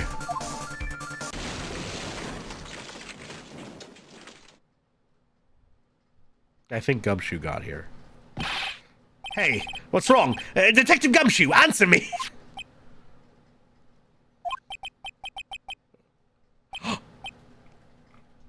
No one can stop me.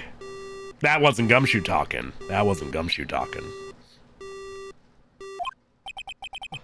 What happened? It sounded like he had an accident. I'm guessing his cell phone broke as well. What was he thinking? We gotta hurry up and call for help. We have no idea where he is. His cell phone is broken and he wasn't driving a patrol car, so no radio either. Also, if we don't get to those items before they do, the police will take possession of them. No, we can't let that happen. Well, if there's a way we can find out where he is, then we stand a chance. Why did Gumshoe have to get into an accident now? Well, he's on whatever the fastest way is between here and the Berry Big Top Circus. Is there any way to find out exactly where he is at this moment? Yes! Francisca's tracking him! Oh my God, it comes into play! That's right, there is a way. What? How? I'm sure we can find out where Detective Gumshoe is through this.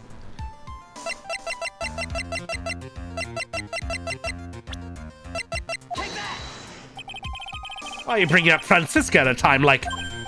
Oh, I see. I'll try and get in contact with her. The chances are slim, but she's all we have. I thought it was quirky character writing, but it was a properly executed Chekhov's gun. Francisca, will she even want to help us? Edgeworth, what is it? I don't have any right to judge anyone ever again. I know my client is guilty. But what I'm doing now, I'm pinning the guilt onto someone totally innocent and using the evidence to do so. It might be my turn to say, Defense Attorney Phoenix Wright chooses death. Right.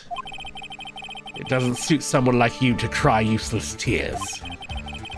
Whether you did your job well or not, that can only be seen after the verdict has been decided. Verdict. Is Prosecutor Edgeworth here? Yes, bailiff. There's a phone call for you, sir. They said it was extremely urgent. They're probably finished with the handwriting analysis. I have to go take this call. In the meantime, think hard about what it is you must do. Okay, but Francisca? Francisca?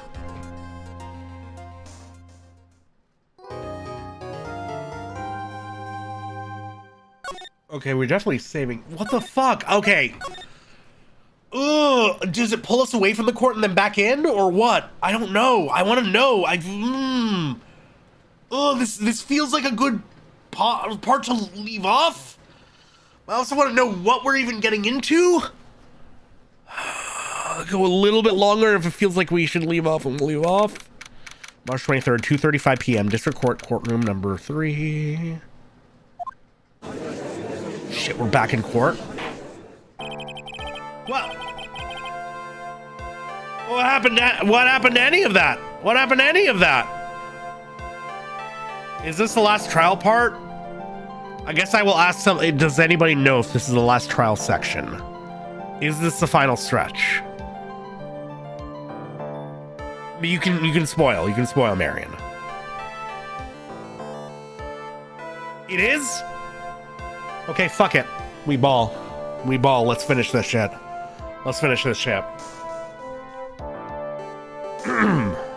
Mildly long one though. Oh.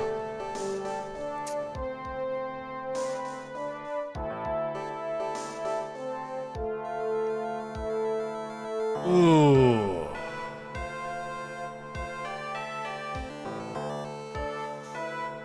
Yeah, it'd be good to end a little early then. Yeah, I'd worry about like going crazy late. You will be cross-examining on guard. Yeah, exactly. So, maybe we. Okay, I think we settle. I think we do that later, right? Save for next, and if too short, fuser. Yeah. No. We save it for next. We're gonna save it for next time. Well, it's saved. It's saved beforehand. So it did say I saved, right? So we should be good. Yeah, I think we should stop, honestly, because I want to because if this is the last trial day, that means this is the finale, right? If it's the last trial, it means that's the finale. Last day of the trial, that like we're finishing the game, right? And I think it needs proper time to cook. Yes, I think I like it when chat knows we are going into the finale. We can't rush this. We got to give it the time it deserves. And like, I am happy with what we got through today.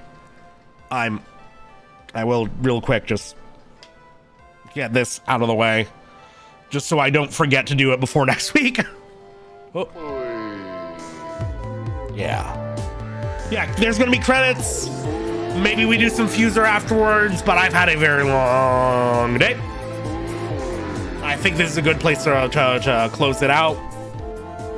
Gumshoe got into Crash is a huge deal. Fucking perhaps RIP. Oh yeah, enjoy your handhold. But this was good. This was fun. Thank you so much for joining and providing lovely vibes. Yeah, too bad. Just means you gotta come back next week, next Sunday, 7 EST. It's gonna be the finale a Phoenix Wright Ace Attorney, which I am very excited for, or specifically Justice for All, which I'm very, very excited about. That's going to be a good time. That's going to be a real good time. Oh, shit. No way. Oh, man. And we get to... Oh, and we get to... Fuck yeah. Okay. That means we get to raid into AO, too, who is finishing Metal Gear Solid 3. So I will warn people before... We're going to talk a little bit before we wrap up. But that'll be a great time to go. Yeah. I thought Gumshoe had crashed into the courtroom wall too. That's what I thought. That's what I thought in the moment. I was like, ooh, we are compressing time here, but no. So this coming week, Wednesday, we're going to be starting Tonight We Riot, a really cool indie game about rioting and overthrowing major global capitalism. It's going to be a really good time. I'm excited for a really, really big change of pace for Wednesdays. It should be a cool little indie number. I've heard very good things. Next Friday at 7, we're going to be starting Beautiful Joe. One of my favorite games of all time. No, it's called Tonight We Riot. Tonight We Riot is going to be a good time. Friday we're going to be starting Beautiful Joe, one of my favorite games of all time. It's a really fucking good game. It's a classic. Really helped shape my taste in video games going forward. And I would like to do another experience playthrough with y'all, since it was a nice way to bridge the gap between No More Heroes 1 and 2, and this will be bridging the gap between No More Heroes 2 and Travis Strikes Back, or Travis Strikes Again. One of the best GameCube games ever. Yes, the GameCube, the Capcom 5 was responsible for at least a couple of bangers, right? Oh, shit, we played another Capcom 5 game on this stream already, and it was Killer 7. So that's perfect, yeah. So we're going to continue the Capcom combo with VJ, and we're going to make a lot of VJ jokes. I remember I had the demo disc with VJ on it, and I fell in love. I played the demo at Toys R Us, and I remember being so taken with it. I specifically remember asking my mom to go to Toys R Us so we could buy this specific game, and she made me, I couldn't have been like, I must have been like 10 or some shit then, I forget, I'd have to look up when it came out, but she made me get out the white pages and look up the Toys R Us's phone number and call ahead to make sure they had it in stock. And I did, and I got over my social anxiety, and I got it, and it's worth it. It's worth it. It's very, very much worth it. 100%. Ash playing God Hand? Wait, not right now, is she? She didn't play God Hand now. Okay, yeah. No, I would love to raid into an Ash God Hand stream at some point, but you know, we get there when we get there. But yeah, I very formative memory. I have a lot of great memories with this game. I replay it on the regular, and I'm excited to just, you know, dive into one of my old favorites. And then, yeah, we're going to be finishing, holy shit, we're going to be finishing this game next Sunday. We'll be Ace Attorney list. We'll be the real reason we're delaying finishing until next Sunday is so we can squeeze out one more objection funk. Chat didn't know it was going to be our last objection funk for a couple of weeks, so we got to make up for that, right? We're going to have at least one more objection funk. That's going to be next week. That's going to be next Sunday at 7. We're going to raid it into AO. Good friend, she was recently on the channel. We played or attempted to play Candle Lynch 2 together, and then we just watched Thievin and some Chris Airbnbs and stuff. It was a great time. She's currently in the finale of Metal Gear Solid 3, so no spoilers, and maybe dip if you want to remain unspoiled yourself. But the raid call is a little 07 that I just dropped in chat. It's going to be a salute. It is appropriate to the game. I demand you at least 07 as we enter and raid in, even if you got to dip after, okay? Do that for me. Do that for me, your prime fucko. But thank you all so much for tonight, for the vibes, for the stream. for the chillin', the chatting, all the hanging. It's been great. It's been awesome. I am really loving this case, and I can't wait to see how it ends, but we'll do that next week with a whole bunch of great games. Thank you all so much. As always, hail Satan, abolish ICE, free Palestine, and we'll catch you again next time. I don't know. Satan's pretty cool.